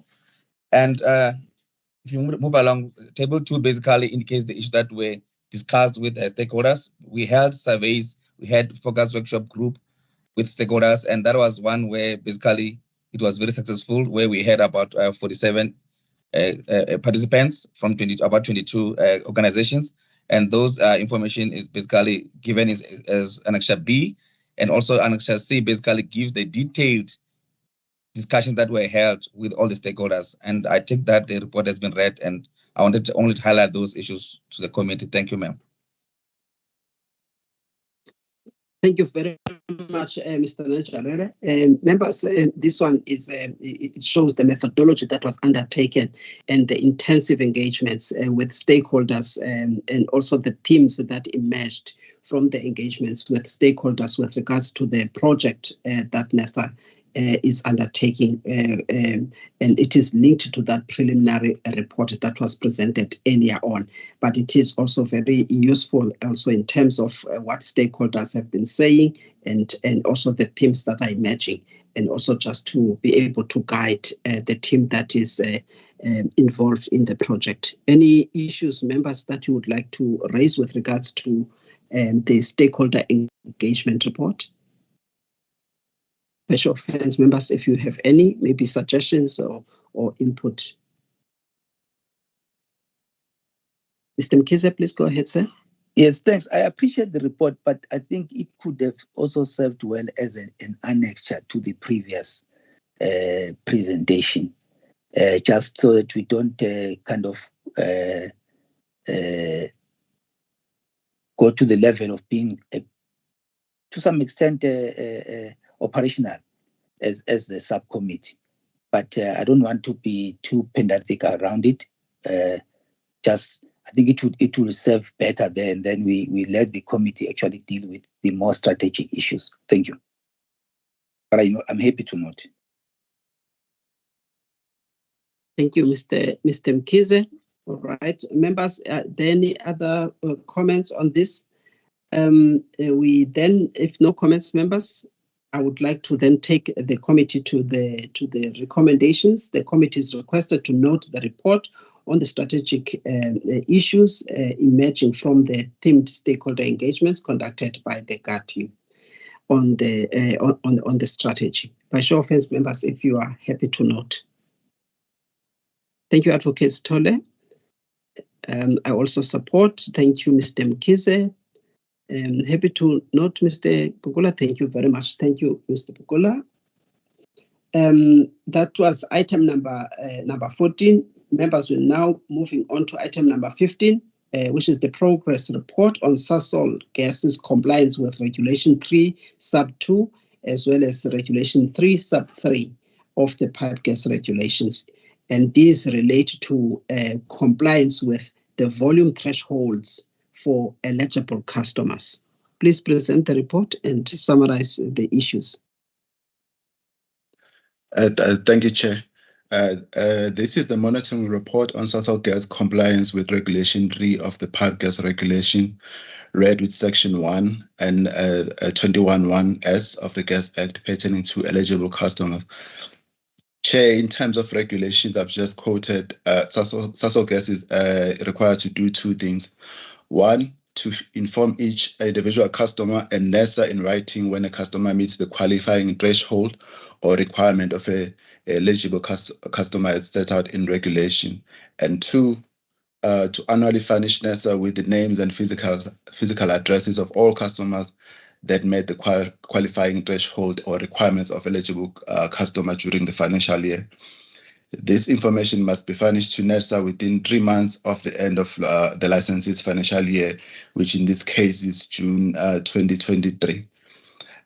Chair, on August 25th, 2023, Sasol Gas notified the energy regulator through a letter attached in the submission as Annexure 1, where Sasol Gas was complying with Condition 17 of its trading license concerning eligible customers. In addition to the letter, Chair, Sasol Gas included documentary evidence of the notices it sent out to each qualifying customer to inform them of their qualifying status. Chair, there were 3 customers who qualified as eligible customers in the reporting period. The list of the customers who qualified is in paragraph 6.4. The communication letters from Sasol to customers are also attached as Annexure B. The team was able to confirm with all 3 customers if they indeed received notification letters and if they understood the implication of being an eligible customer.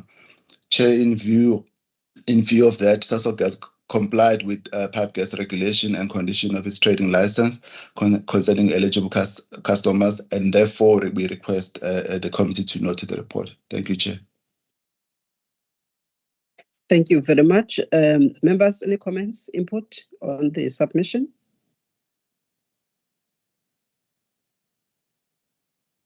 If none, members, may I then take you to the recommendations?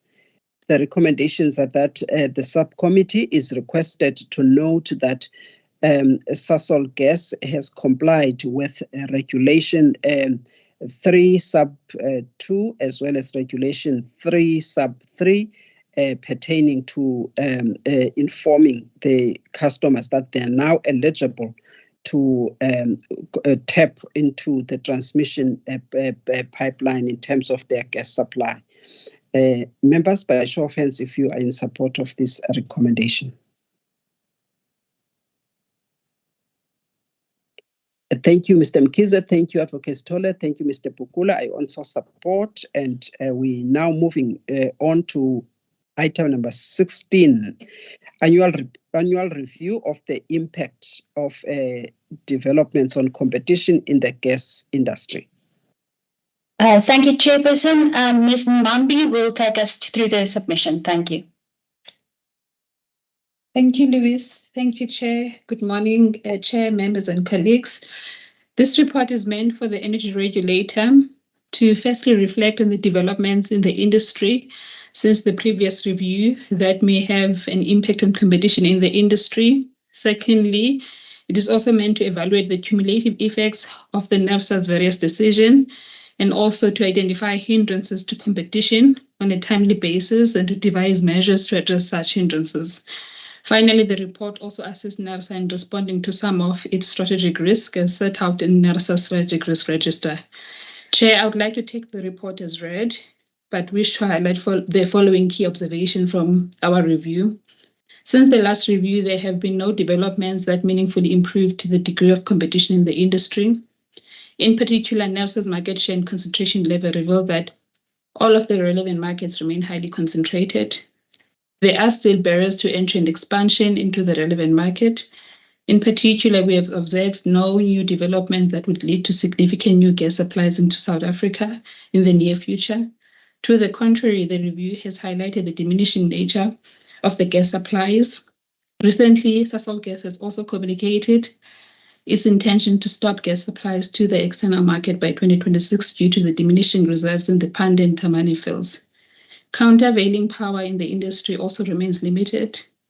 Chair, against this background, it is noted that NERSA's measures identified in its inquiry to facilitate competition, investment, and achieve security of supply in the South African gas industry, discussed earlier, will be crucial in facilitating competition in the South African gas industry. As indicated during the presentation on item 9, we will be reporting back to the ER regularly the progress made in implementing these measures. Chair, we therefore request the PGS to note the report on the annual review of the impact of developments on competition in the gas industry attached here into as Annexure A. Thank you. Thank you very much. Members, any comments, input with regards to this annual report or annual review? A show of hands, members, if you have any.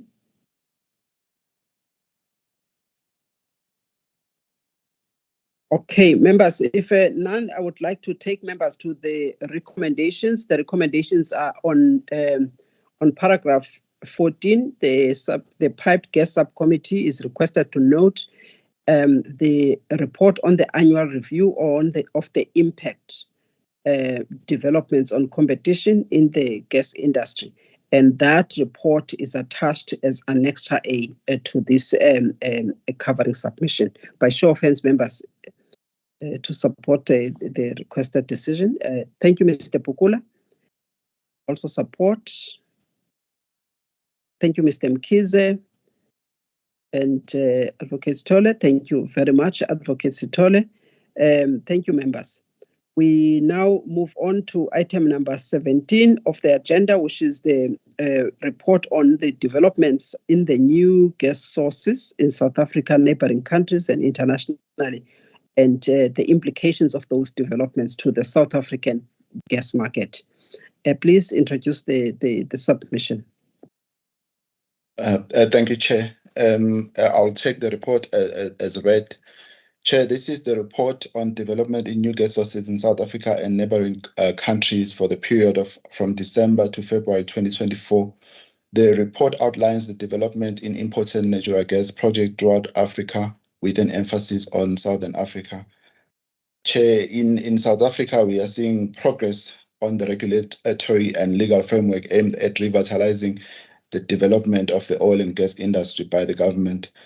In January 2024, the Department of Mineral and Resources and Energy published the Gas Amendment Bill of 2023 for comment. This followed the approval of the Amendment Bill by the Cabinet on November 2023. The bill aims to align the gas industry with new transportation technologies for natural and conventional gases, which are not addressed in the current Gas Act, among other objectives. The amendment also seeks to align South Africa's gas sector with international best practices and developments in the gas industry. The submission for comment closed on 29 February 2024, and some of the key highlights of the gas amendment bills are listed in paragraph 4.19. The integrated resource plan is also undergoing changes, Chair. The draft IRP of 2023 was published for comment on 4th of January 2024. The draft IRP assumes a significant shortfall in power supply through to 2030, which is suggested it can be addressed by over 7,000 megawatts of new gas to power capacity. Chair, this represents a substantial increase in gas power compared to the 2019 IRP. Of this new capacity, 3,000 megawatts is expected to come from Eskom gas project, another 3,000 megawatts from independent producers, and 1,200 megawatts from Powership projects. The report also addresses the looming gas shortage as Sasol continues to struggle in its attempt to find sufficient resources to replace the anticipated decline in supply from the Pande and Temane gas field in Mozambique. This impending shortage is causing concern among industrial gas consumers, particularly those represented by the Industrial Gas Users Association of South Africa, which estimate that gas shortage could put between 300,000 to 400,000 jobs at risk. Last year, Chair, Sasol issued notices to its natural gas customers, warning them that supply would cease from June 2026 as its gas falls in Mozambique diminish. Meanwhile, Chair, in January this year, TNPA awarded a long-term concession for the LNG project to a consortium led by the Dutch terminal operator Vopak. By this move, Chair, TNPA is targeting at least 6,000 megawatts of new gas-to-power projects. The project is expected to cost over 7 billion rands upon completion and will initially import 2 million tons per annum of LNG by 2027, with plans to increase to 5 million tons per annum. The report further discusses the progress on the Kapowership project and the challenges the company is facing, as well as a progress on the revival of PetroSA's Mosa Bay GTL plant. Chair, due to time constraints, I will conclude here. The report is here for noting, Chair. Thank you. Thank you very much, Mr. Mtiane. Members, any input on this report? By show of hands, members.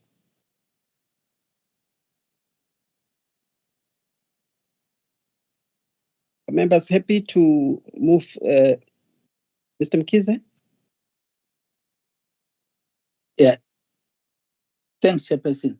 I think when it comes to us communicating as a technical aspects, I think let's not talk without due cognizance of time frames, because they help to inform the development. So also in line with the so-called orderly development. This Mpumalanga gas project, for example, if you can assist in terms of time frames that are expected, so everything is put in perspective, I would appreciate that. And the same when it comes to when it comes to what to call this shale gas, seems if it is a matter, maybe I missed it in terms of where you are if there are no developments as such, but we need to carry through and state that there aren't any maybe significant developments as yet, but still put then the envisage timelines in all of these, so that we get everything in perspective, and the kind of interventions that are required. We must always have them in mind. And another issue, which is a huge issue, being the harmonization of our regulatory frameworks. I think we should always have that as one of the subject matters or subheadings that we always refer to, because it is crucial from a regional as well as I would say continental development point of view, because intra-African trade is one key aspect that we should be able to work towards. Thank you. Thank you, Mr. Mkhize. Mr. Mtiane, do you want to respond to the issue of time frames or timelines and the status of the shale gas developments or licensing and all that? Thank you, Chair. We note Mr. Mkhize's comment and suggestions, and we will, in the next report, we'll make sure that each and every development has a time frame where we are, in case we are able to have estimates or time frames available to us. We'll make sure that they are reflecting on all the developments that we highlight in the report. Thank you, ma'am. Okay, if you can also just include the shale gas, so that members can be apprised of what are the new developments, where we are with the regulations, and what is happening with the legislation, the MPD, whatever, that legislation. And also just indicate some of the projects that are in the pipeline, especially those that have advanced, including the LNG in Mozambique, as you know that people are eyeing that, and the possibility of it coming to South Africa. And I think some of those will also give some perspective with regards to the gas supply threat that you have indicated or touched on coming, that is going to be implemented in 2026. Yes, it's not final. There are engagements there. And you will then bring also the report. The team will bring the report to the subcommittee as to what is happening with regards to engagements involving the licensee that has indicated that 2026 will have some challenges. So maybe it will assist the committee as well, just to show what work is being done and in addressing the issues of the supply of the gas supply threat in 2026. Mr. Mkhize, your mic is flickering. Yes. Just one thing, just another comment, just to say that, we've been observing, maybe let me say I've been observing that there is issue of renewable energy and decarbonization in the country, which I think to some extent is also reflected on the report. But as to the sufficiency of what the policy as well as the legislative environment or framework provides in terms of advancing the continued use of gas into the future. We know what is in the IRP 2023 that it has increased, but I think we must also approach it from that point of view to say that we know that there is also an anti-gas sentiment, and we need to be able to squarely face that in a transparent manner, that in the dispensation in terms of the energy mix for the country, based on the energy white paper and where we are now with the IRP going forward, there is space for gas. I think we need to be able to advance that argument very strongly, because somewhere it gets lost when there are projects that are being considered going forward, and sometimes gas is seen not to be in the mix. I'll leave it at that. Thank you. Thank you, Mr. Mkhize, for that additional input.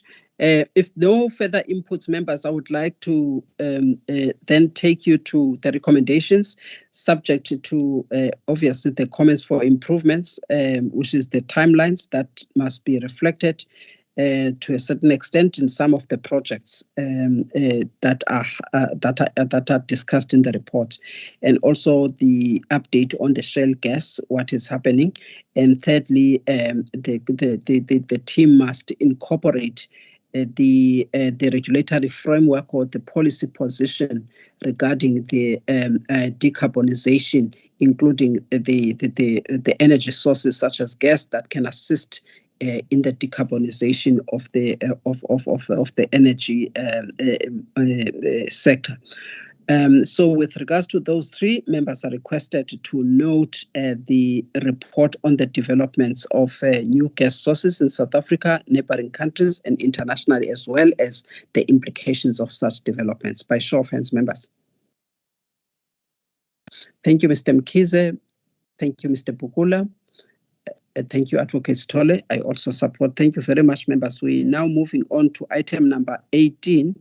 And item number 18 is the volume balance report for January 2024.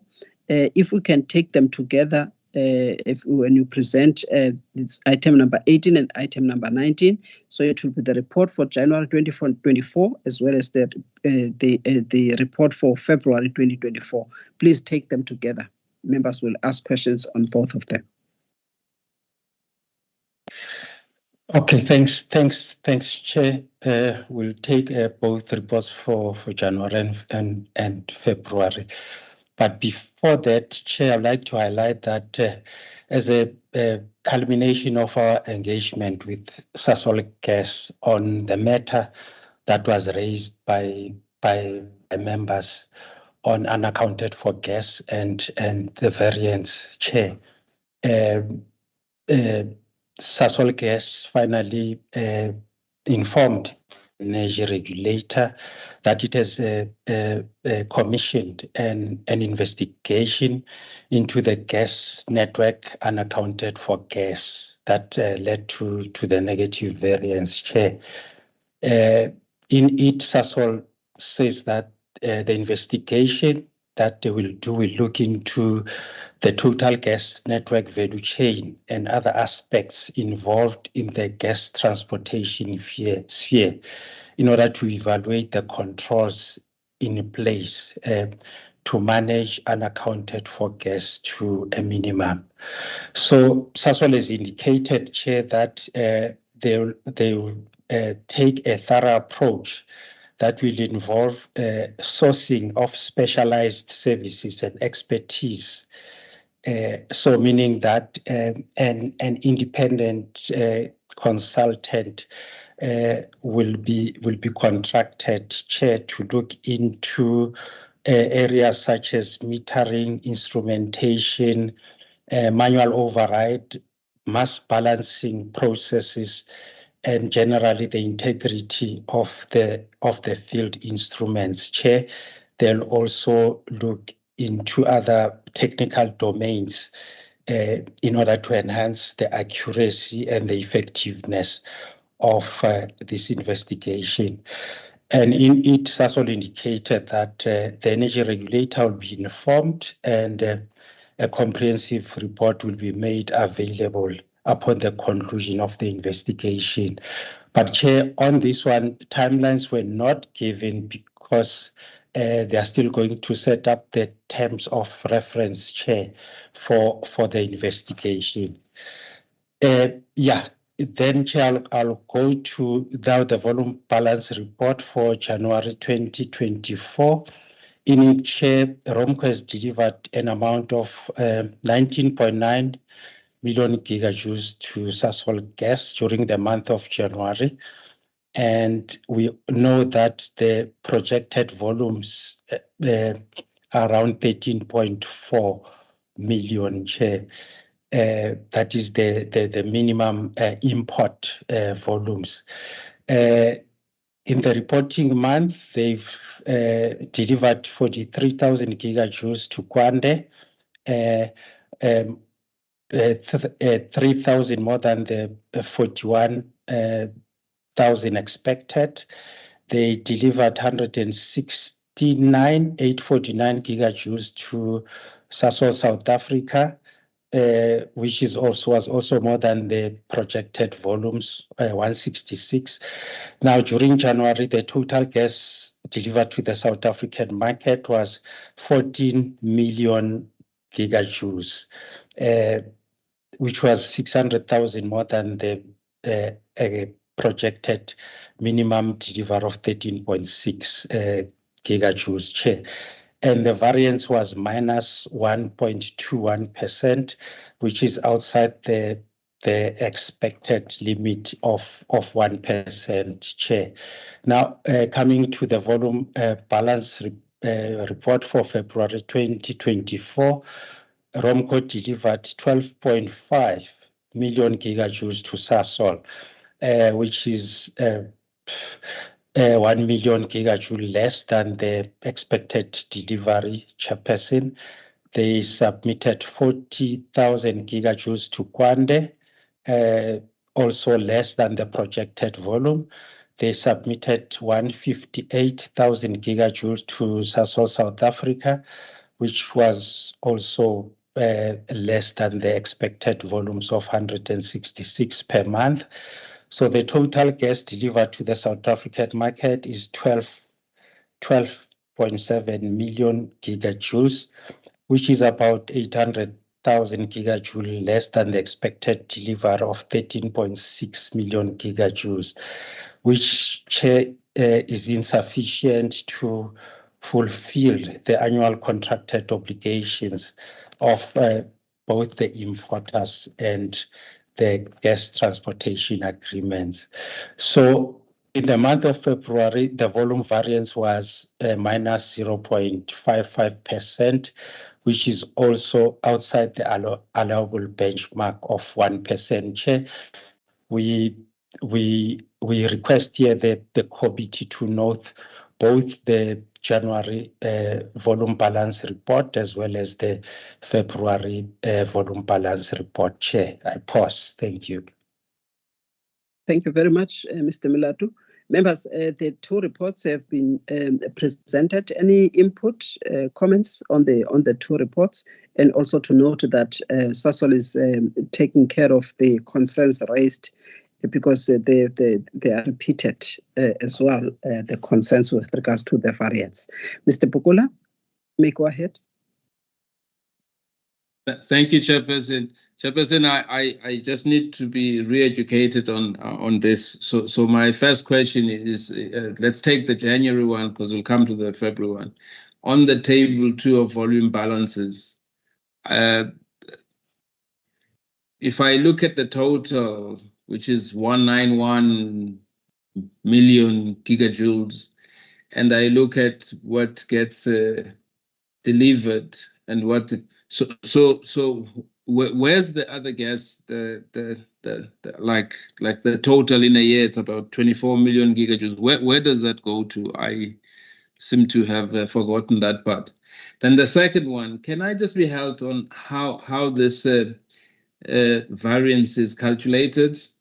We divide which number with which number, and maybe if I'm helped with that, then I will understand the other things. And on the February one, Mr. Milatu says that the volume balance of minus 0.55 is outside of the allowed range. The way I understand it, and that's why I need help, is it's plus minus 1%. So minus 0.55 is between -1 and 1%. So if you can just explain that to me. Thank you, Chairperson. Thank you, Mr. Pukula. Mr. Mkhize? No, I'm already covered then by what Mr. Pukula asked, because my understanding is also that it is up or down that 1%, and therefore in, and then to then secondly say if the range is plus minus 1, does it mean then that if anything that is outside of the range in terms of calculation is not considered, or what? I just want to then see the implications of what lies outside of the range. Thank you. Mr. Milatu, may you please come in and clarify? Yes, Chair. I'm looking at table 2. I think I didn't get Mr. Pugula well on the question there on table 2. Chair, I'm sorry about that. I didn't get. May I repeat? Can I give Mr. Pukula first, Mr. Mkhize? Mr. Pukula, may you please maybe touch on table 2? Yes. So if we go to table 2, I just want to use the total number, the 191,881. Are you with me, Mr. Milatu? Which column, Mr. Pugula? Okay, the total, the very first column. So let me see if we're in the same page. Okay, I see that one, Mr. Pugula. So we've got the 191, and then what gets delivered or what gets out is 165, and forget what gets delivered, which is also less. So I'm asking, where does the other 24 million gigajoules go to? Yeah, Chair, the 191 is what is produced in Mozambique. It's one that comes out of the central processing facility. Yeah. And the 165 is the one that lands in Secunda. So the difference, Chair, is the gas that remains in Mozambique that is used by ENH on behalf of the Mozambican government, Chair. You were supposed to explain there, because that allocation is actually done right at the CPF there, the unit 59 there, is taken for distribution in that area, the one that is allocated to ENH. Then once it travels up to Rasano Kasia, then that's the one that needs to be noted there, because then is the one that will then land in Secunda. So if you can clarify properly that from the one that is produced, because the one that you have on the second or third column, their production is before the allocation itself. Then once you do the allocation, how much is left and where does it go? Okay. Thank you, Chair. I think that the first part that at least we can see what goes to the others. I tried to read there, but I thought I would see it on the table. So thank you, Chair, for that. And maybe then once we have that, I just want to understand how we calculate then the variance. We divide which number by which number. Thank you, Chair. Okay, Chair. So yeah, for the variance, Chair, we'll go to table 1, and on table 1 we look at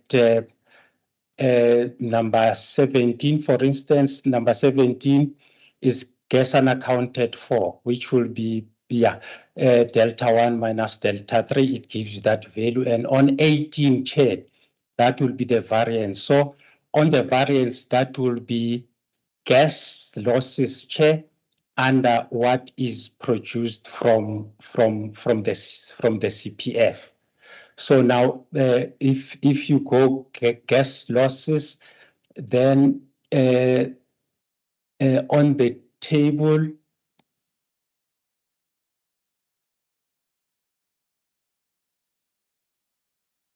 just clarify how do you get the numbers? What is the formula in getting the numbers there on 18, row 18? On 18, yes. Remember, the gas losses have been calculated, Chair, which is the gas unaccounted for on 17. So that is divided by what is produced from the CPF. So the formula is gas losses divided by production at CPF. So it gives us the variance. So meaning that what the volumes of gas produced at CPF, you divided by what you lost in the system. So it gives you the variance, Chair. That is the calculation. Mr. Pukula, does it clarify your question here? Yeah, Chair. Maybe I think without having that other number of this other one that goes somewhere, like remember I started with the 191. So this minus percentage value is just that divided by the gas in the third column of table 1, if I may just confirm. It's divided by the paragraph 1, Chair, in table 1. That is the gas at CPF. So if you use table 2, remember table 2 outlines the gas volume throughout the month. It is the total of what has been produced from February to date. But now when we calculate using this, we only look at table 1. So it will be gas from CPF, which is number 1, and the gas unaccounted for, which is 17. So if you divide that, it will give you times 100%. It will give you the gas unaccounted for, Chair. Thank you, Chair. I will try and understand it outside of the meeting because I couldn't make out how it's done. I couldn't remember. But yeah. What was also making me want to look at it is that if I look at the variance on that table 2, everything else has been negative. But when you look at our graph in November, we have a positive number that shoots up above 0.5%. in that variance table, and I couldn't understand how we would have that in the month of November, when everything else, when you look at it, just looks pretty much the same in that table. But I will educate myself, Chairperson, and understand. But for now, I can't get the logic. But maybe Mr. Milato can assist me. Okay, Mr. Bugula, I remember very well, more than 12 years ago, this issue of the variance was an issue. And I thought that by now they will have a simplest way of clarifying exactly what is happening. Thanks. Maybe we can also just take it out of the meeting, Mr. Bugula, on this one. Yes, thank you very much, Mr. Thank you. Yes. Thank you. Mr. Mkhize? No, from my side, it was just a small issue that I forgot to just to get confirmation on, as we're talking about the variance, that it is plus minus. Is it based on the normal cubic meters, or it is based on the gigajoules? Just to confirm that, because the unit of measure then has got an impact whether something is within or outside of range. Thank you. Okay, thank you, Mr. Mkhize. Mr. Milato? Yeah, Chair, the volume, the variance is based on the normal cubic meter, not on the gigajoule. Hence, we call this report the volume balance report, because when we look at the variance, the variance will be talking to the physical volumes that gets into the pipeline and delivered where they are going to, or where custody is going to be taken. So when we look at the variance, we look at those volumes that pass through the metering system where physical measurement on the volumes is done. So gigajoule talks to the energy content of the gas, and that is used for accounting purposes, Chair, for the sales. When you determine your pricing and tariffs, you'll be looking at gigajoules, not the volumes per se. But for the sake of the volume balance, when you look at it, we consider the physical volumes into the pipeline. Okay. Yes, Chair.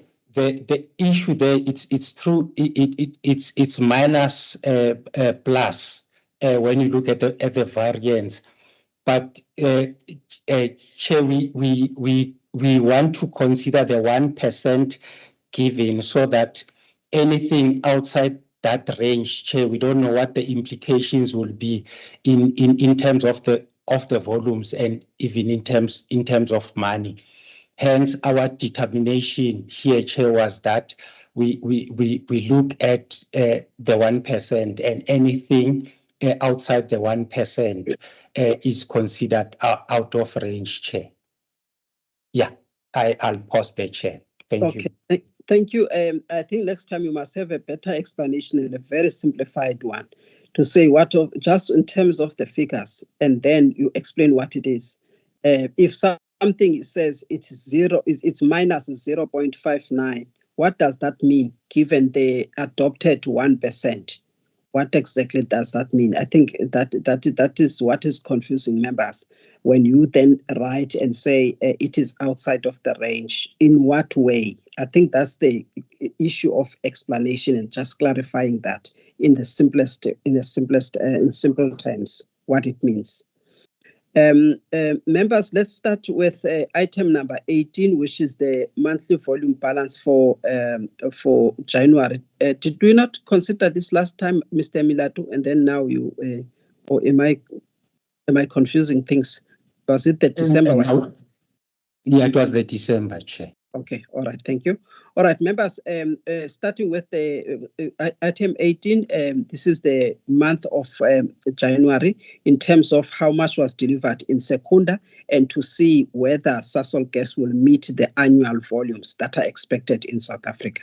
So the report is showing that, and also just what has been lost in the system there in terms of the variance. By show of hands, members, if you are happy to note how much was delivered in Secunda and how much was already in the system and how much has been lost, subject to the clarification that members sought. Thank you, Mr. Mkhize. Thank you, Advocate Sithole. I also support. Thank you, Mr. Pukula. Thank you, members. Members, on item number 19 as well, it was presented. Again, members are requested to note the amount of gas that was delivered in Secunda in order for Sasol to meet its obligations of the total gas that it needs to deliver in South Africa, as well as the gas that it loses in the system, and the fact that it will undertake a project to check what is actually happening in the system to account for that gas that has been lost. Members happy to note the volume balance for February. Thank you, Mr. Mkhize. Thank you, Advocate Sithole, and thank you, Mr. Pukula. I also support it. Thank you very much, members. Members, you will remember that we have withdrawn item number 20 because it was duplication of item number 5. We're now on item number 21, the research report on the evolution of the global LNG market with lessons to South Africa. Please present the report, and please highlight the significance of the report with regards to the methodology that we use and what are the implications. Thank you. Thank you, Madam Chair. The purpose of this research report is to request Pipe Gas Subcommittee to note the evolution of the global LNG market with lessons to South Africa, as a research that we have conducted at a desktop level as part of our responsibility as RAR to conduct sectoral scan. Just as a recap of our mandate, Madam Chair, in terms of sections 4G of the Gas Act, the regulator must, as appropriate and in accordance with this act, regulate prices in terms of section 211P.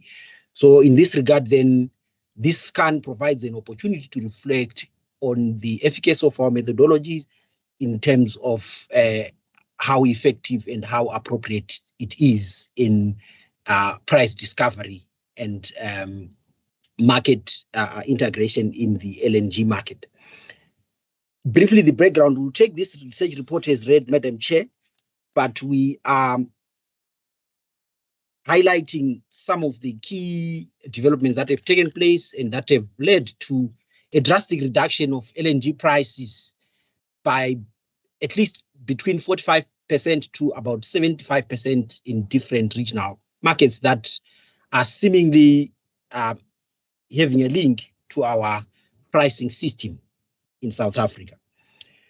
The first factor that is important to note is the global easing, of supply and demand drivers of LNG, where an increase in LNG has obviously pushed down prices, and also an easing of demand that has been ushered in so much by appetite to stimulate economic recovery in the post-COVID-19 period. And also predictions of normal to warmer weather in Europe and North America have also caused, general demand of natural gas in the global market to go down.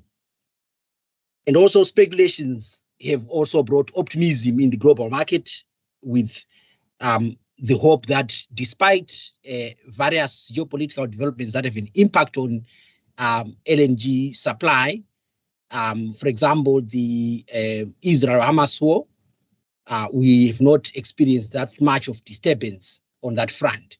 Of course, despite the fact that the global market remains volatile, with some evidence gathered around the labor market disturbance that has caused a bit of volatility to surge in between September 2023 and December 2023. And that has been labeled the butterfly effect. And we have seen that influencing the JKM price, and also emphasis by the European Union that new price indicators or new price benchmarks could be ushered in. Madam Chair, help me with Milato's number, man. I want to phone him and I want to get these numbers. Apology. Okay, all right, Mr. Pugula. Please continue, Mr. Mutsao.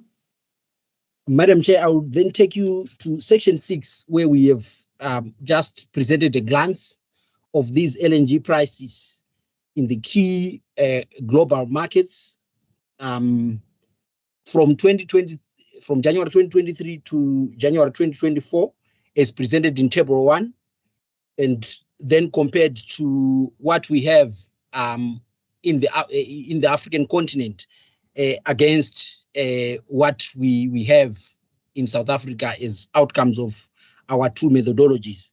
So Table 2 presents such prices where the 4 key LNG prices in the African continent are just netback prices that we're trying to compare with outcomes that are visible in our LNG market in South Africa as a price signal that we are sending out to the rest of the world. Of great significance, Madam Chair, is the figure 1 that then presents a very descriptive analysis at a very high level of the two price trajectories that we have in South Africa. The first being our LNG price that is driven by the JKM price, and the second one being the the LNG price driven by oil indexation. Madam Chair, you would see that the one that is driven by JKM is volatile, while the one that is driven by oil indexation is relatively stable. But as of January 2024, there's some evidence of convergence, and there's also some evidence of a general decline in the price spread between the two regimes. A summary of findings and recommendations is presented in Table 4, Madam Chair, and we'll take that as read. Madam Chair, we then ask and request the Pipe Gas Committee to note this research report. Thank you. Thank you, Mr. Mutsao. Members, here's the research report, just monitoring prices in different parts of the world, and maybe in future they will add other countries also in Africa that are selling gas and also selling gas to Europe, actually, and also just to add maybe the hub prices so that we can constantly monitor what is happening in the hubs, because those are also considered to be competitive despite the challenges due to supply and demand shocks that were experienced late in 2022. I think for completeness, it will be good that those are also added so that we can compare ourselves with those markets as well that are pricing based on the hub prices. Members, by show of hands, if you have any input on this report.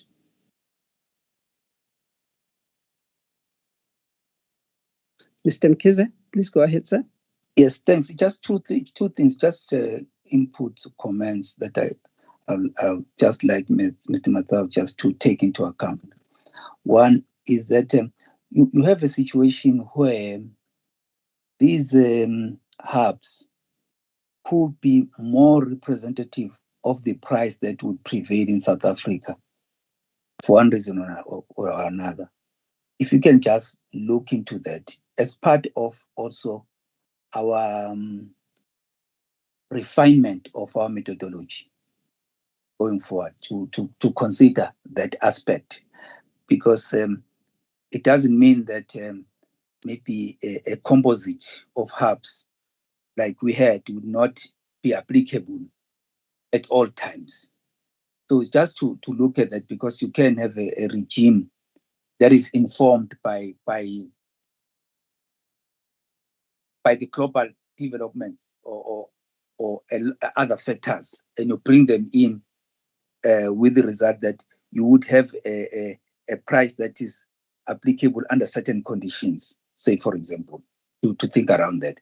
And then 2 is consideration of whenever there's been a change, to pursue a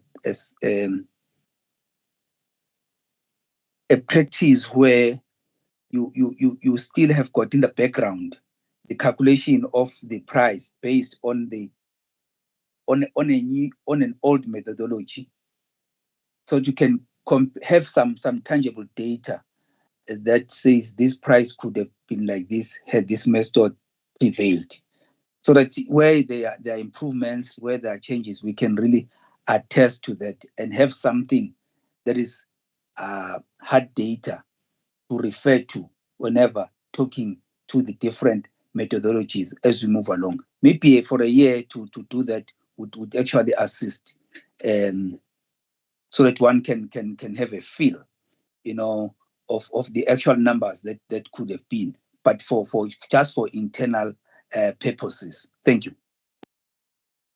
Thank you, Mr. Mkhize. Mr. Pukula, your hand was up. I'm not sure if you are covered. I'm covered, Chair. Thank you. All right. Thank you very much. Mr. Mutsau, can you respond briefly? Thank you, Madam Chair. Thank you, Mr. Mkhize, for your inputs. We do concur that indeed the South African market is not immune from developments, particularly those that are ushered in by factors that are driving hub prices. Taking into consideration that most of these hub prices are driven by gas-on-gas competition, and therefore developments that are affecting global trends in terms of trade of LNG would obviously have a direct bearing on our South African LNG price regime, be it via the JKM is one transmission channel or through oil indexation itself. So thank you very much for that. We will definitely consider. And then secondly, the need that we may need to compare with outcomes of the previous methodology, we do concur, and for our internal purposes, that would go a long way in terms of fostering a meaningful comparison to check where we have improved and probably where we might have perverse outcomes along the way. Thank you very much for that input. Thank you, Madam Chair. All right, thank you very much. Members, we now move on to the recommendations. They are on paragraph 14.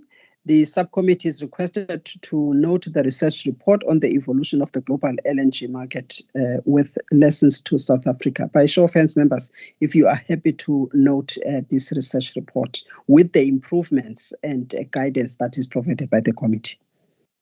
Thank you, Mr. Mkhize. Thank you, Advocate Stole. Thank you, Mr. Pukula. I also support. We have come to the end of the regulatory matters that were supposed to be deliberated under the open part of the meeting. We have now come to an end of that part of the meeting. So we thank the stakeholders that have been following the discussions and for making time to observe our proceedings and taking interest in the matters that we discuss at NERSA for the pipe gas industry. Thank you very much. The live stream will now be stopped so that we consider governance matters. Mr. Mateja, if you can kindly confirm.